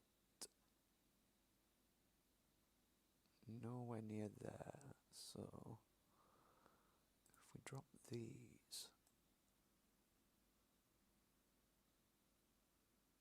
about half thrust. Excuse me.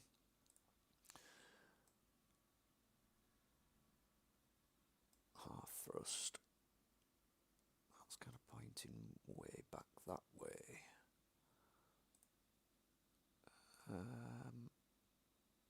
70. All I'm trying to do here is just get this thrust vector line somewhere near somewhere near the, so it's travelling through that centre of mass. I think that's somewhere close. It looks fairly close. Yeah, that looks fairly close. And right, so now we'll add the launch clamps. What I like to do is add,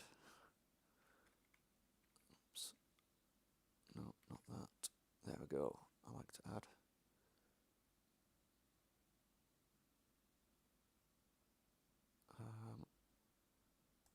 two launch clamps there, and two launch clamps there, but what I tend to do is drop these right down like that, just so that if the shuttle, actually we'll just have one, maybe, possibly, I don't know if that's going to be enough to hold it all in place like that.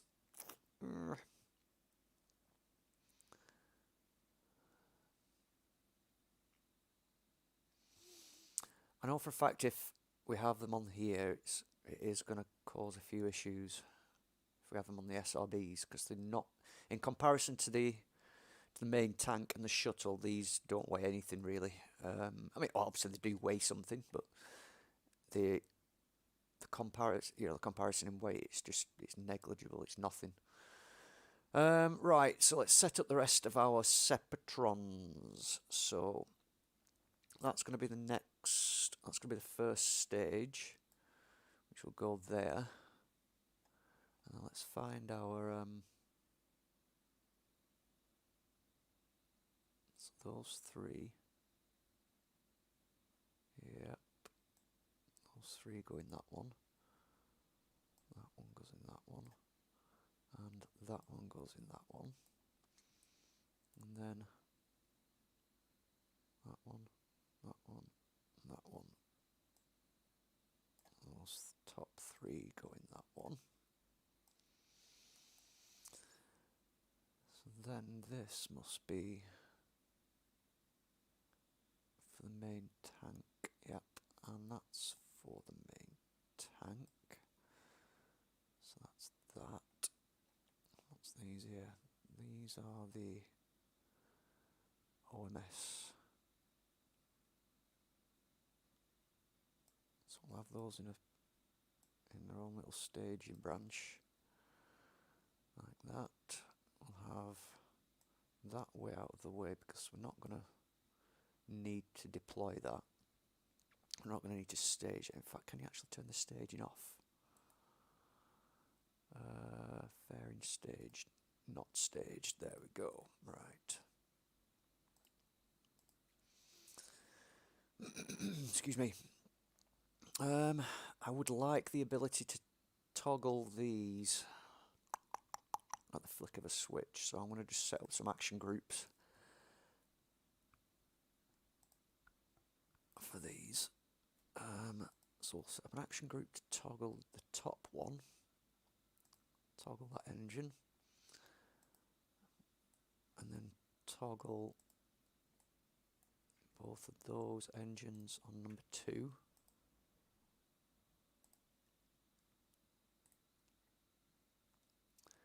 And then number 3, we can have that as toggling the OMS. So that, and that. Yes, and also the ones that are hidden. So we've got 2 engines hidden in here as well, haven't we? Okay, so toggle engine, toggle engine, toggle engine, toggle engine. Okay. I think we are somewhere ready for our first launch simulation. We will actually just, we'll bind that to an action group, toggle deploy.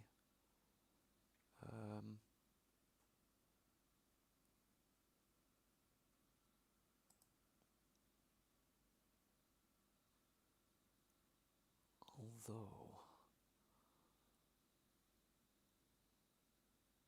extend, yeah, that should be okay. So we'll just hold break.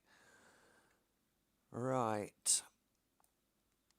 And then maybe have an abort system which will disconnect that.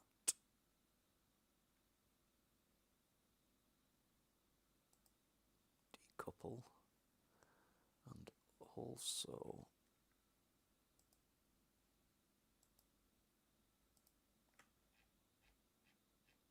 use the separatrons to get that out of the way of the fuselage. Toggle engine, toggle engine, toggle engine, toggle. So many toggles. Toggle. Okay. I think, don't hold me to this, but I think we are somewhere ready for our first launch simulation of the entire shuttle. He says with bated breath.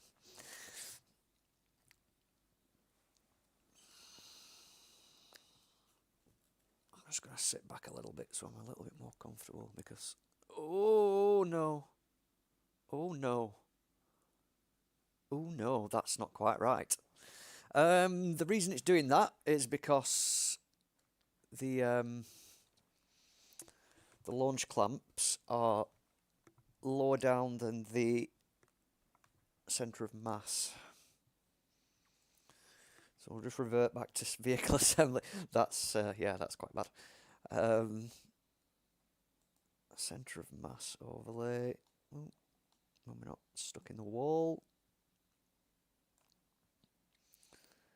How can we do this?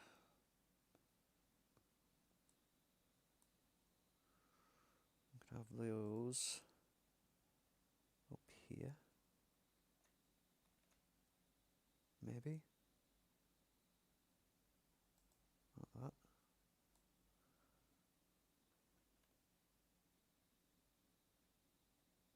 I just really hope that those aren't gonna... I'm not gonna hit the wings.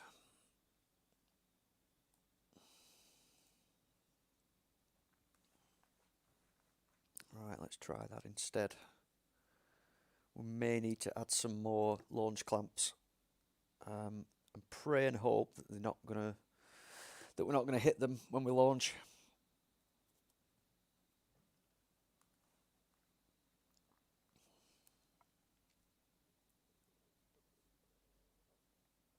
No. Oh, do you know? It would help if I had symmetry on when I was putting those launch clamps on. So let's just grab that again and reattach that with symmetry. And we want mirror. There we go. That's a bit better. Alright then. Let's just keep our fingers crossed that this works. Oh dear. Oh dear.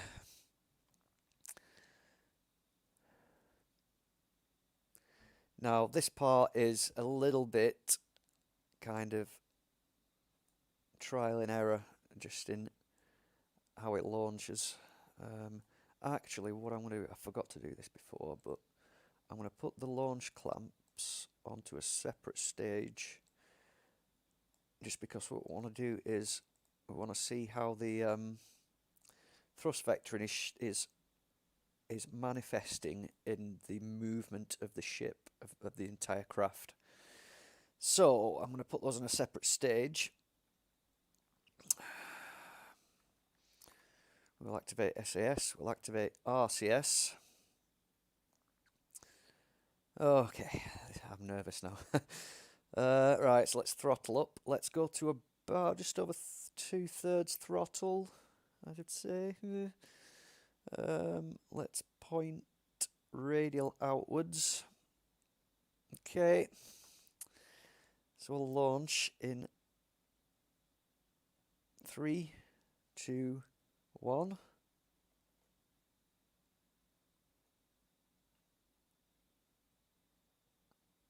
Oh, I think we're good.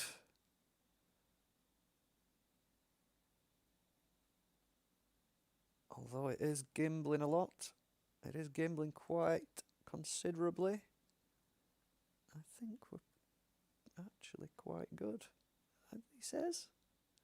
He says. We do need to be tilting back though. So I'm going to try and just finagle it back this way. And it's really disconcerting not having any audio. But I'm going to try my best. Try my best to get this up into orbit. And if we get this first time, this will be brilliant because I don't think I've ever managed to launch. Well, I'm saying first time. I don't think I've. Oh, no. We've gone a bit too far over. Tilting a little bit too far over. Oh, no. We're going to lose this. We're going to lose this.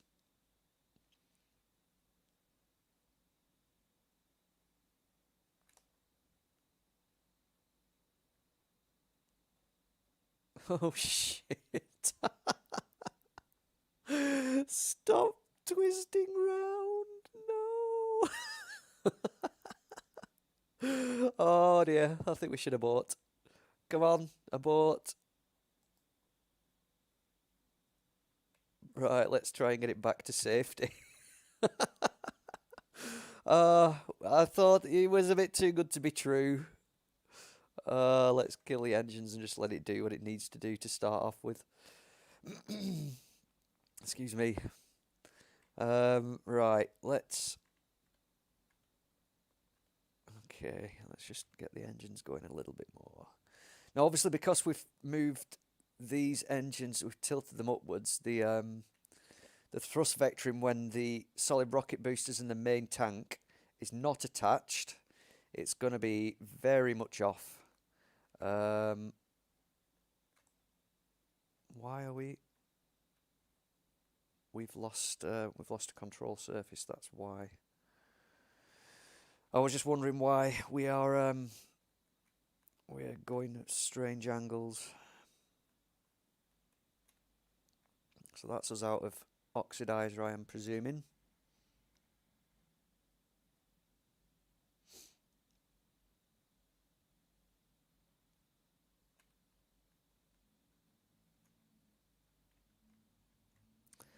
The reason we lost that was because we was... Ooh, shit. Yeah, it was because we was doing some crazy manoeuvres when we aborted. Really, what I should have done is let it sort of stop spinning. But obviously now we've lost this because we've lost the that control surface, which controls our roll, I think. The entire craft is wanting to pitch or bank left. But that's kind of a good thing because I suppose we can aim for the island runway and we'll try and get a safe landing. We'll try and get a good landing. I can't promise anything, but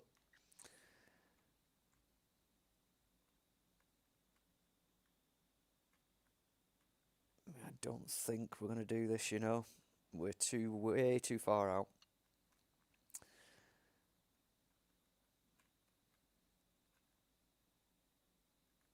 But to say that is like the first launch, well, the first decent launch, proper launch, that wasn't too bad. That wasn't too bad at all. I think what I am going to do is I'm going to drop down the vectoring. So I'm going to limit the vectoring of these rear engines, just so that it isn't so violent when it's sort of when we're trying to turn.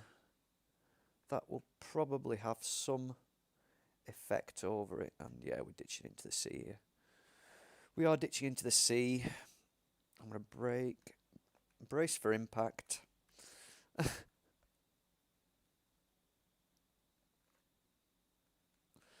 Semi-successful landing. Right. Revert flight. Let's just go back to vehicle assembly building, and we'll try and resolve that horrible sort of horrible vectoring that we've got. So we'll limit the thrust, the gimbal limit. Excuse me. Right down to maybe about 65%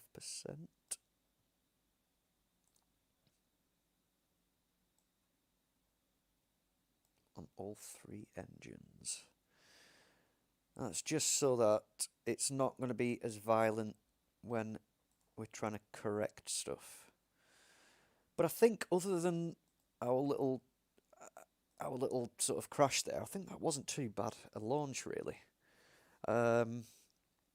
Although I did try and gravity turn a little bit too suddenly or too soon. I think that's possibly why we had such a sort of dramatic kind of unplanned disassembly, if you will. Oh, I forgot to change these as well, but it doesn't matter. I can just change these in here. Right, so let's change the staging, and we won't throttle up to not quite as much as we did last time, but okay, right. Now, radial out sort of had some weird effects, didn't it? So I'm just going to leave it on stability assist, which just basically points it in the direction it wants to go. Okay, try that one again.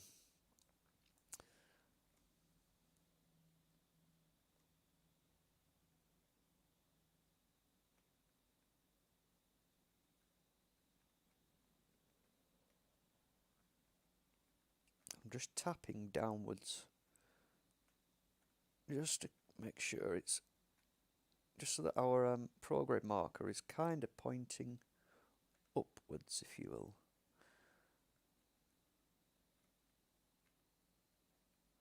Now, I'm not aiming to get a perfectly 90-degree orbit. I'm not trying to do that. Although I don't like how that's. No, no. Come on. Come on. Come on. Get RCS on. Come on. That's it. Head towards the 90-degree marker. We need to get a bit more vertical. Nope, nope, nope, nope, nope, nope. Come on. Behave. Behave.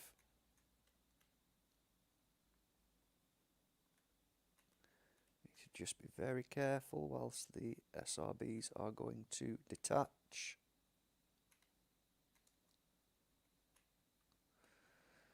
And then, come on, come on. We need to spin round. Not quite as much as that. No. No. Why?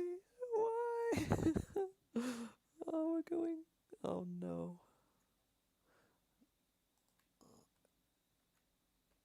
Come on. Stop spinning. Stop spinning. Let's just point radial outwards. This is possibly still savable. We haven't lost any control surfaces though this time, which that's a good thing, you know. That is a good thing. Let's just kill the engines. Is it the engines that are causing this horrible spin? We are in orbit.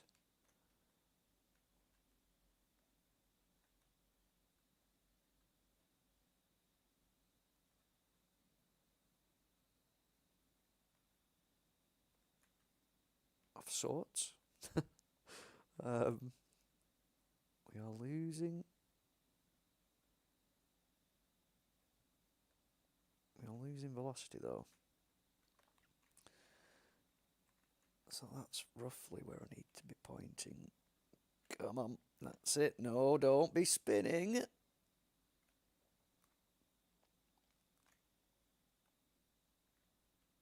We've lost this, I think. I think we've lost this.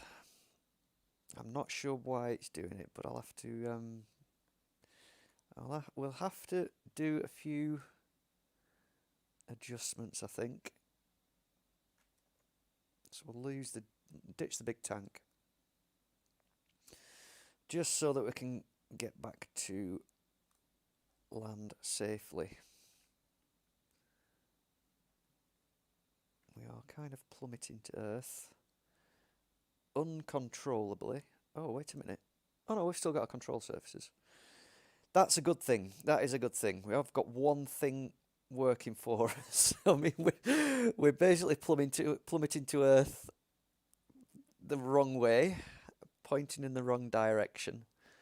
Although that is probably because we've got radial out. Come on, come on. Lone dart. Do your thing. That's it. That's it. Right. Okay, let's point prograde.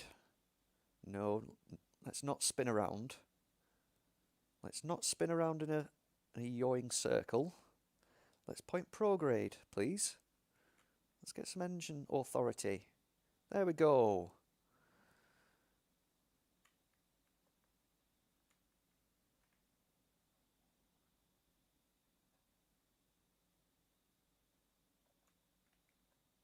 Okay.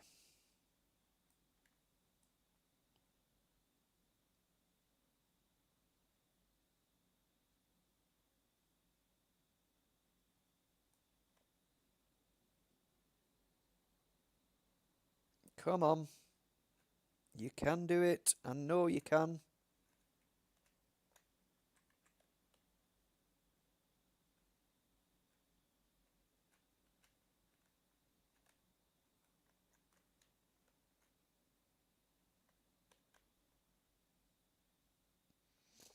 Okay, this is looking a little bit more promising now. I think what's happening is we've got some kind of aerodynamic instability, which, as I said in sort of throughout the video, throughout this stream, it's flying the space shuttle is kind of like trying to fly a brick. It is notoriously difficult. But I think that was quite good, considering we had an aborted launch. I'm just gonna.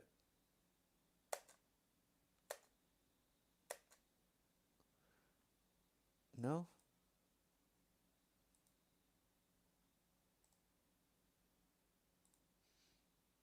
In true shuttle landing fashion, we've got we're quite away out. I mean, that's not too bad. That isn't too bad. That isn't too bad at all. But we've got something going on, which it's some kind of aerodynamic instability. Let's just have a look at the thrust vectoring again, and maybe we need to just tweak that slightly.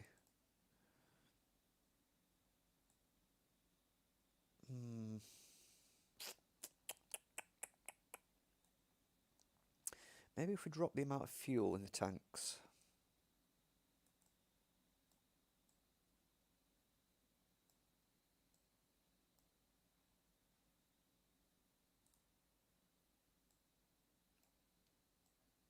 Because we're not going to need all that fuel. We just need enough to get us into an orbit, and that's it basically. We just need enough to get to orbit. Because once we're actually once we've got past that sort of critical Kármán line point, we can just use our OMS engines. So obviously dropping the amount of fuel we've got will reduce the mass, which will make it a little bit more manoeuvrable, which also will mean that we can slightly drop or slightly alter the angle of these, of sort of the main engines. Because maybe that is kind of having some detrimental effect.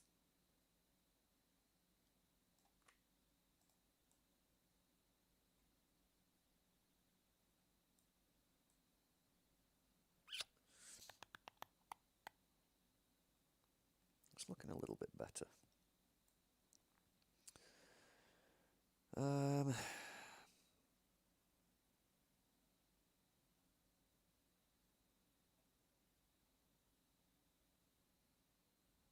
Right, screw it. We'll go for that. Actually, we need to change the staging, don't we? Right, I need to add another stage for the launch clamps. Okay. Right, we'll try that. We shall try that.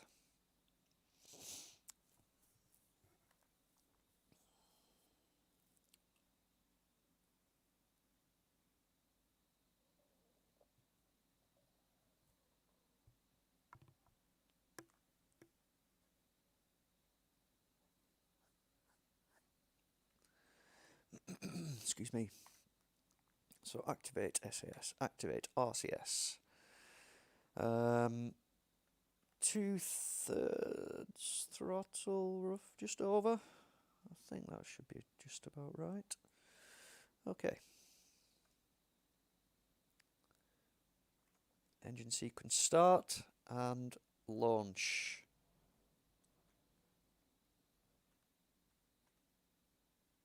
Okay. Okay. Okay. Come on. We can do this. I have done this before. So I know it is possible.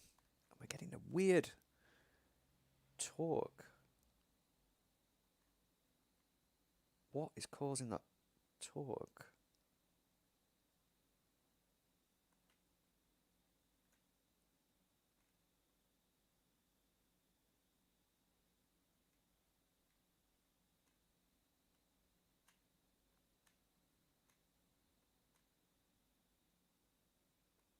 No. No. No. Failed launch. Right, we'll try that one again. I think that was possibly my fault. I was hitting a lot of different keys.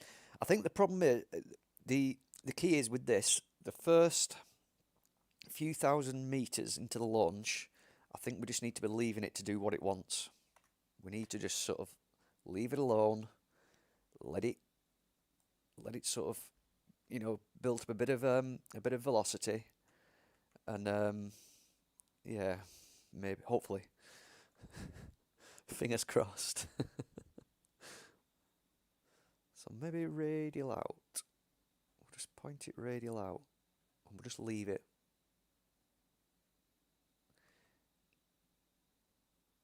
So there is this weird oscillation that's going on. Is that the RCS that's doing it?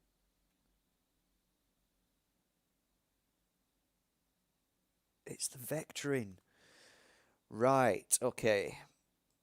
Revert flight. Revert to launch. Can I completely disable the vectoring for the main engines? Because these, I mean, it's not true to real life, but the external SRBs, they do have some amount of vectoring included.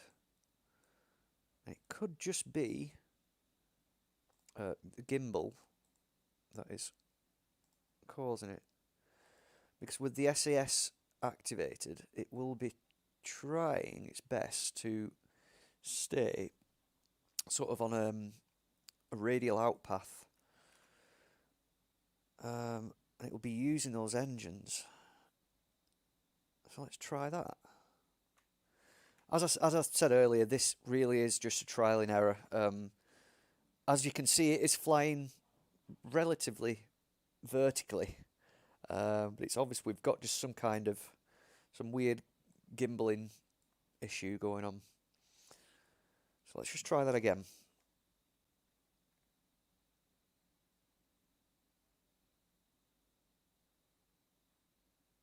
And already this looks way more stable.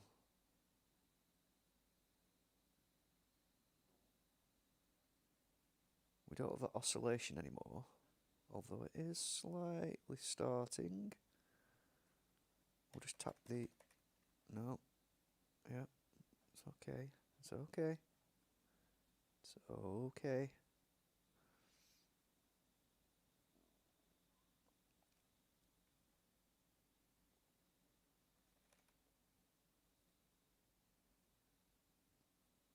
That's fine. No. What speed are we at?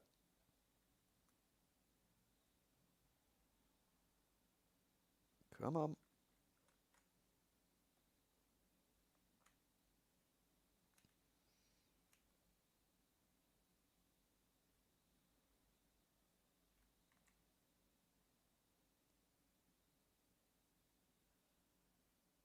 Okay, it's alright. It's okay.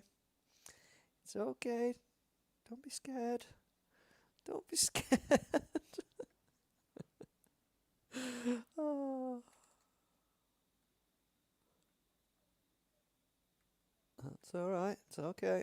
No, no, no, no, no, no, no, no. Nope. We need to be pointing belly up. Belly up. Belly up. Not spinny round. Pointing belly up. Yeah, we've lost this one as well.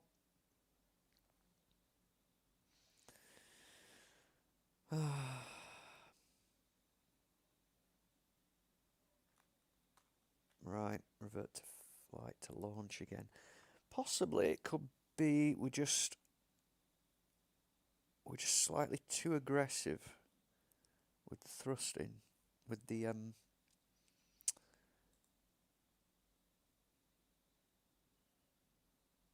Actually, let's just change that to. We'll turn the gimbal off on those, and we'll turn the gimbal. Have we already turned gimbal off on the main engines?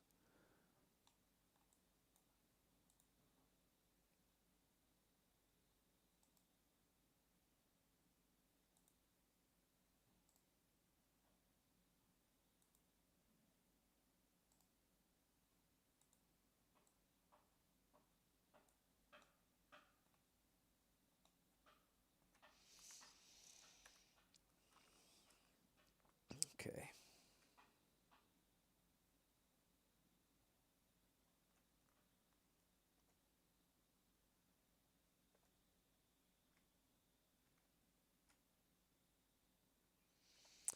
Right, it's apparent that, just from my little experiment there, it's apparent that those main engines, not the solid rocket boosters, the main engines on the shuttle are a little bit too powerful, I think. So I think maybe what we need to do is just drop the, we'll just drop the thrust limiters on these a bit more. Is it those? We'll try them down at 65.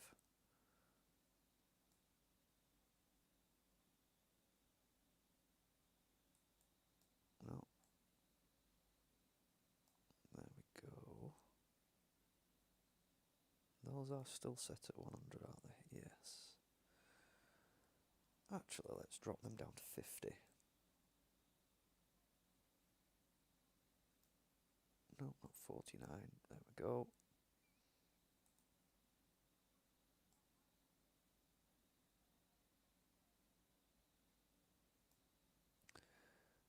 We'll disable gimbaling. Disable gimbaling. Disable gimbaling. Let's try that.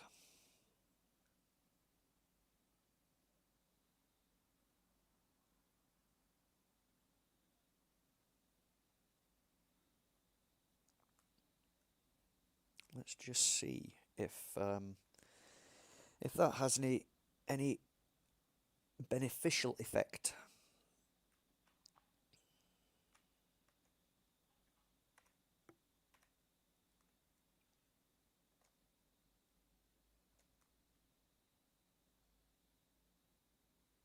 And already I can tell that it does.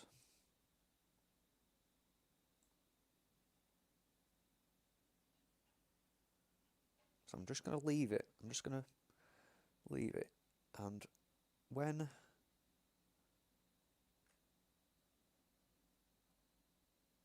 I just control the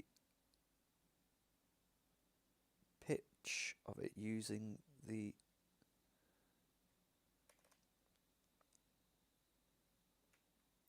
acceleration, using the throttle.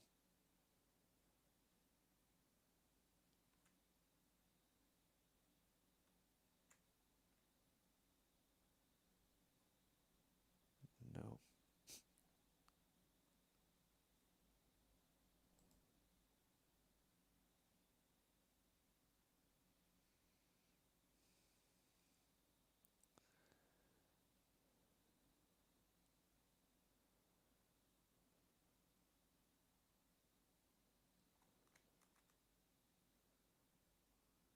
Hmm.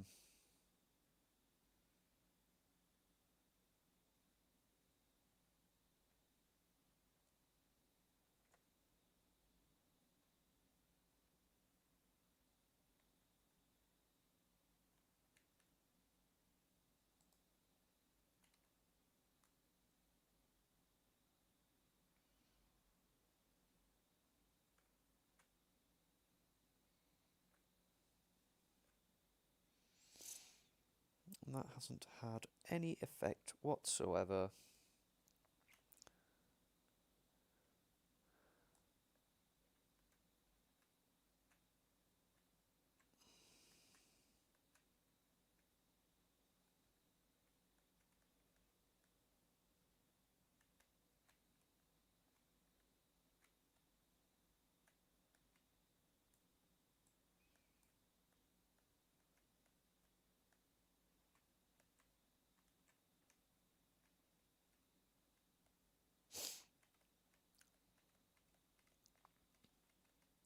I am determined to get this into orbit, though. I am very determined.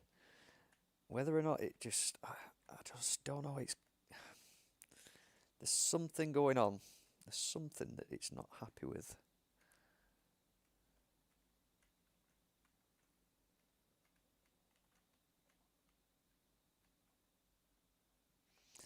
But as I said, it's to get these things into orbit. It's very much a trial and error kind of, test, adjust, adjust some more, test, adjust some more. And it does take 8 or 9 tries, 10 tries to get these successfully into orbit. It is possible. I have done it in the past.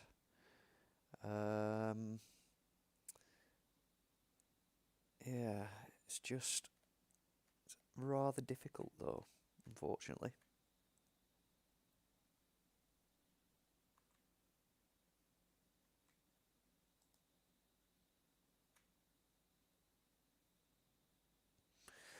Well, we landed in the sea and we've lost less parts than before, so that's a good thing. I mean, lost the nose cone, which, yeah, we're in the sea at that point, so we don't really need it. I wonder what's causing this.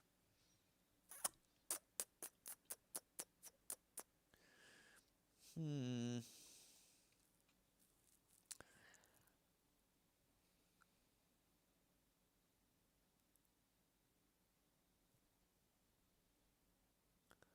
wonder if we drop the thrust limiter of those down to about 85 maybe.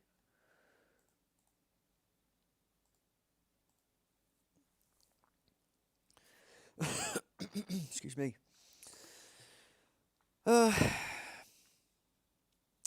Yeah, this is going very well, isn't it?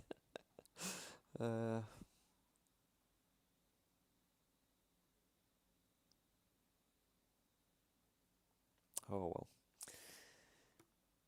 Oh well.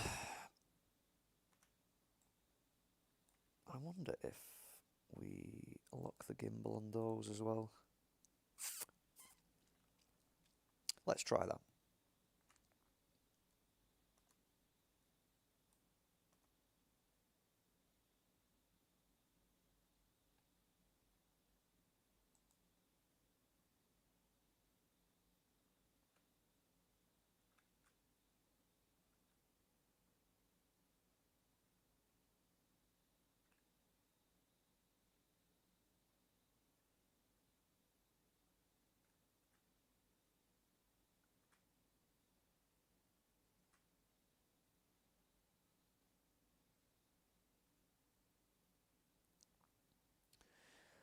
I'm just going to be a little bit less aggressive with the acceleration.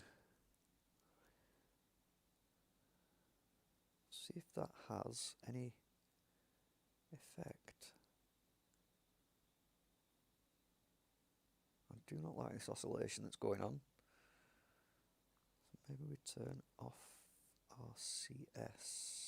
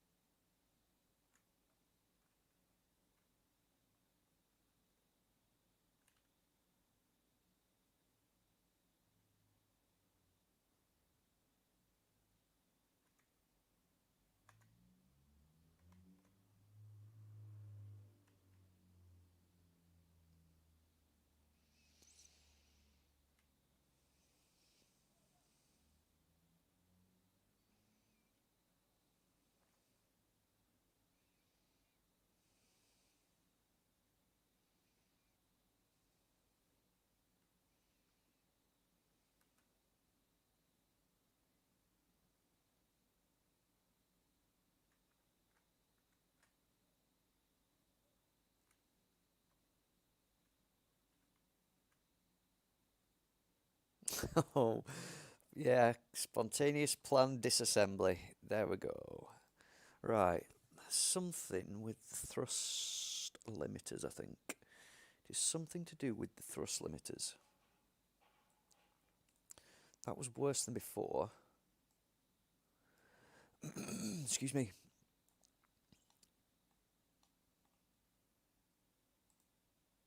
Maybe we need to increase these.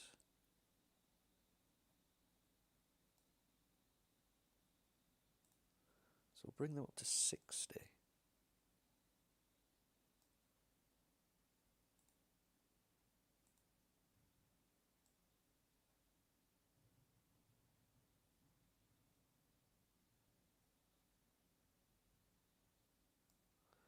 I hate it when it does this.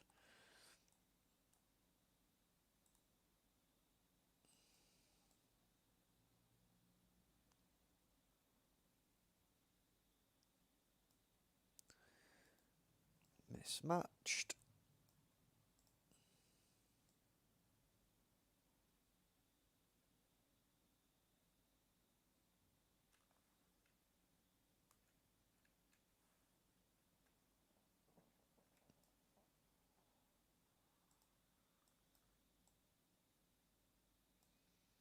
Why? I've got the other side on 60, and you can only go between 59.5 and 60.5. Okay, let's go to 61. Let's go to 61. There we go. No, 61.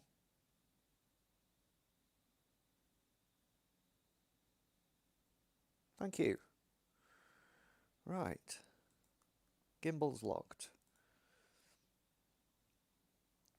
Gimbal's locked on the SRBs. So maybe if we unlock the gimbal on these and just reduce the amount of gimbal dramatically.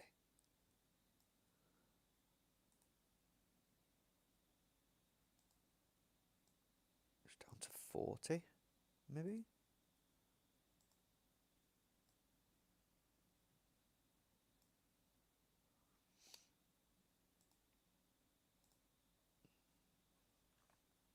Yeah, try that. Let us try that.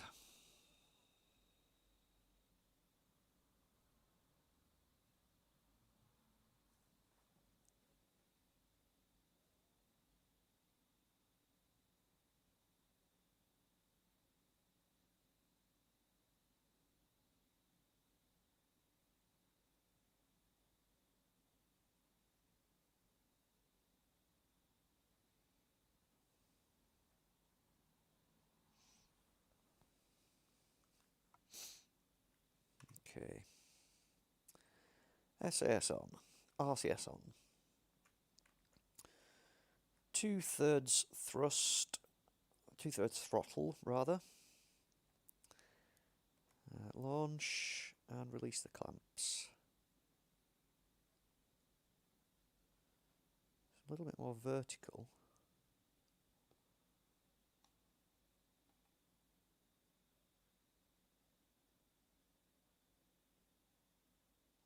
Just slightly reduce the thrust. Oh, 1 second.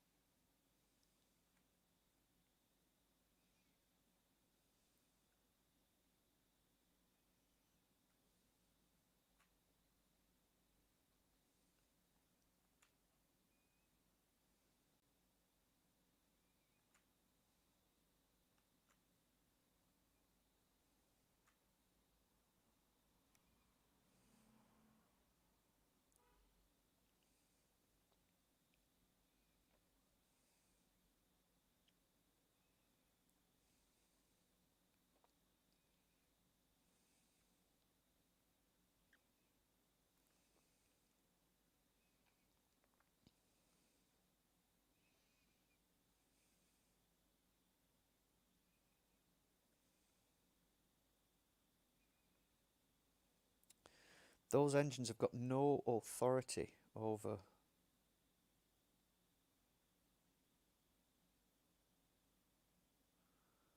Yeah. I've had an idea. Right. This is a little bit cheaty, but... needs must. Right, what if... Centre of mass, aerodynamic overlay, thrust overlay. Let's just open these up. What if we had more SAS modules in here?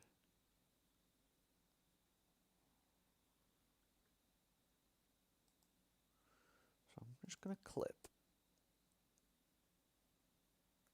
2 or 3 more SAS modules in. Let's go for 3. Why not? Close that.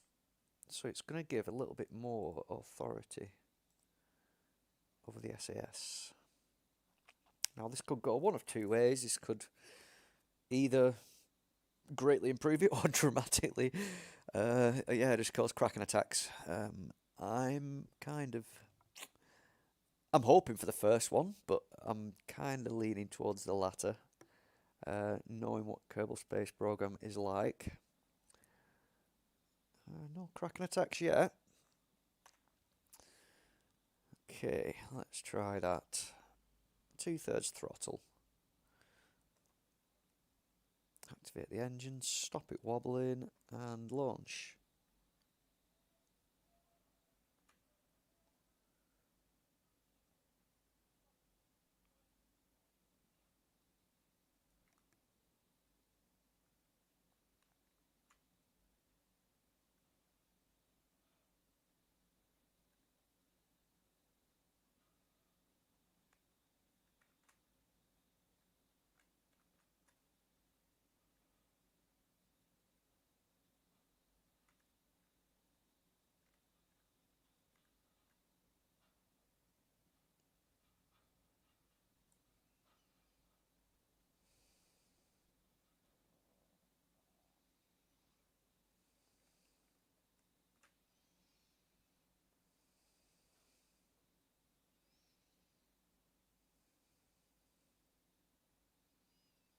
There's something very strange going on.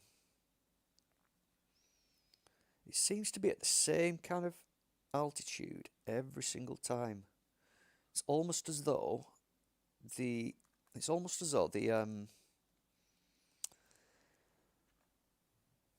sort of power of the SRBs is overwhelming the power of the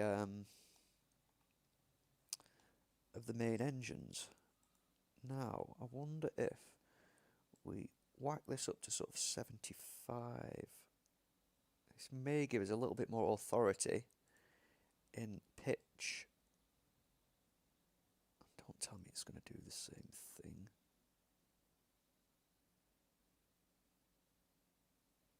Come on. 75. 75. There we go. And let's try and get that to the same. 75. Right. Let's just try that. Hit and miss. But I think that could be what the issue is. Maybe we just had the thrust limiter dropped a little bit too low. And, well, I suppose only time will tell. Yep. 2/3 throttle-ish. Yeah. Activate the engines. And we'll just drop the throttle slightly to start off with. Radial out.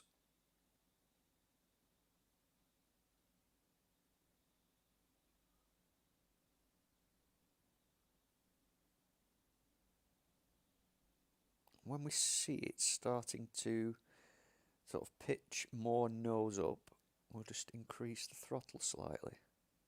Because that will give more authority to those and create kind of a stronger, more torque in the pitch, if you will.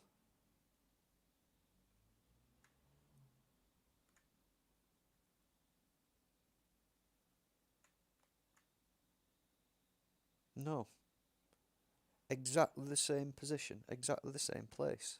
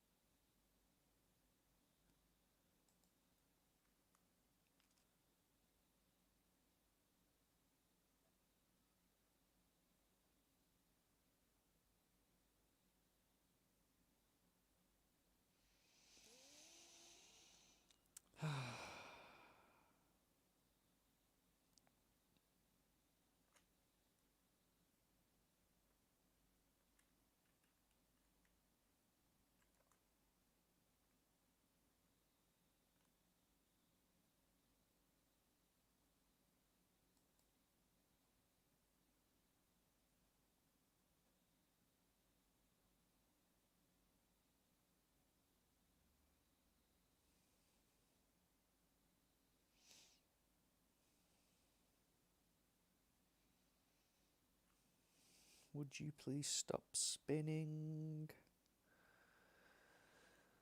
Hey, dearie me.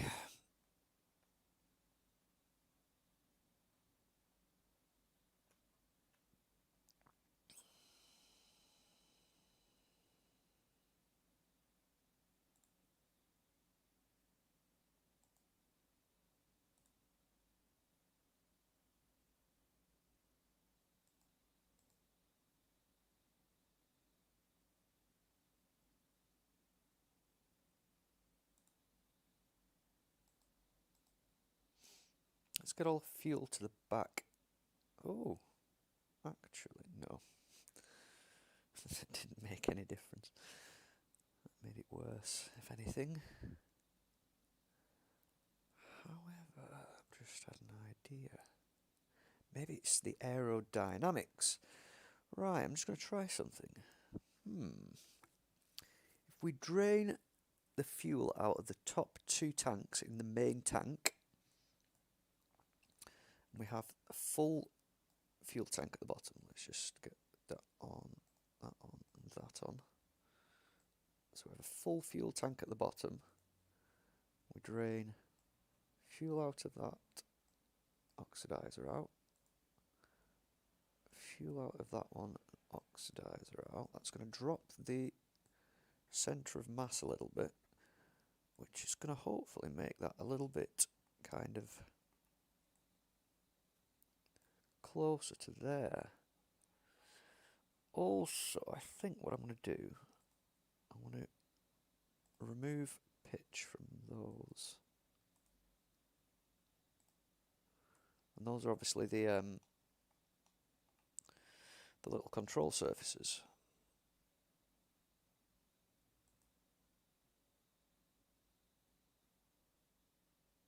Rigid attachment on. Rigid attachment on.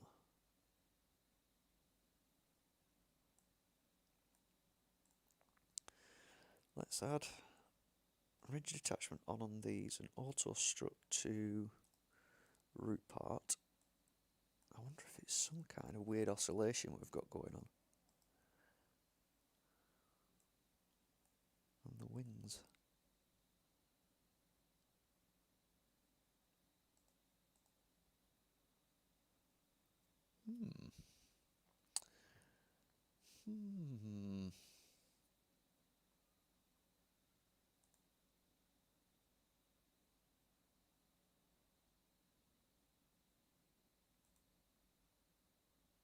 Oh, actually, no, just one thing at a time. One thing at a time. Right, let's have another go at that.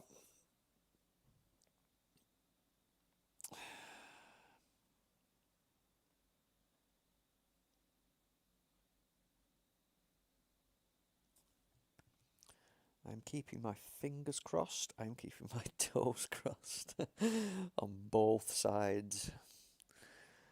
I do remember this being difficult. I will give it its dues, but I don't really remember it being this difficult. Also, I'm going to drop the throttle to half throttle.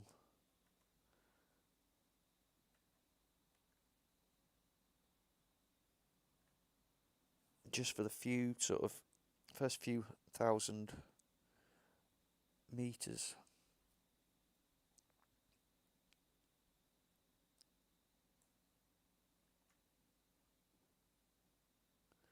Because I'm aiming to just have a completely vertical kind of takeoff.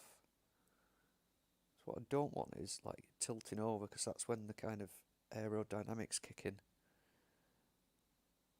And we've got that sideway.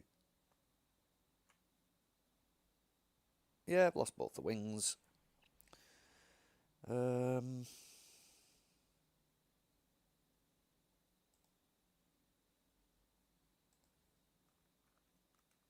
just have a look what happened. Structural failure and linkage between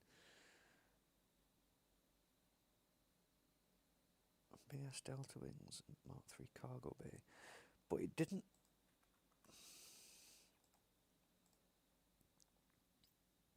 Let's just have a look at the aerodynamic overlay. When we're taking off, it might give us some indication as to what is happening. For those that don't know, if you press F12, it gives you aerodynamic forces overlay, which hopefully that'll give us some indication as to what the hell is going on.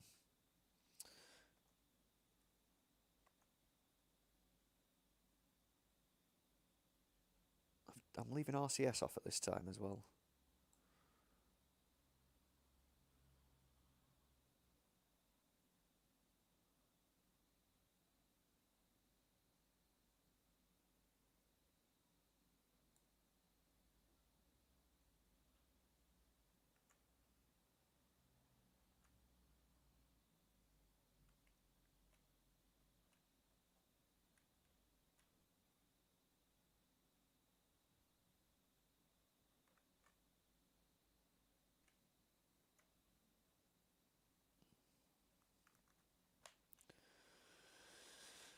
Oh, right.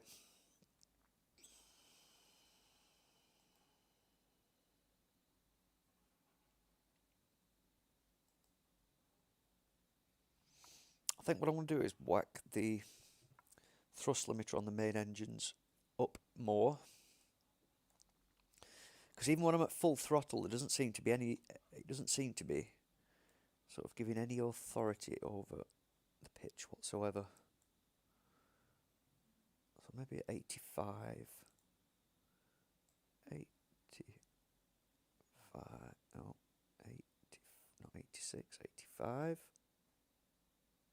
86, whatever.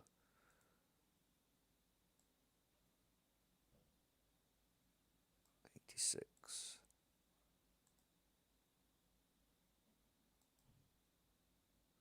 I'll just try that.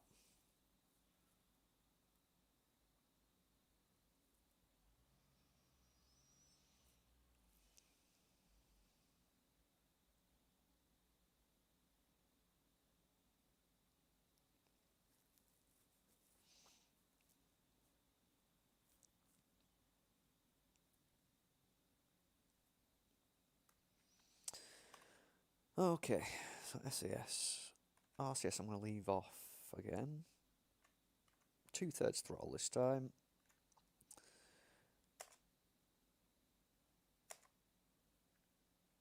No, too much throttle.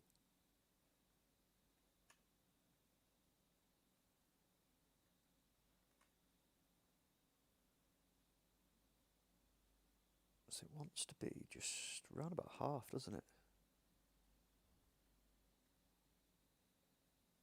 It looks to be.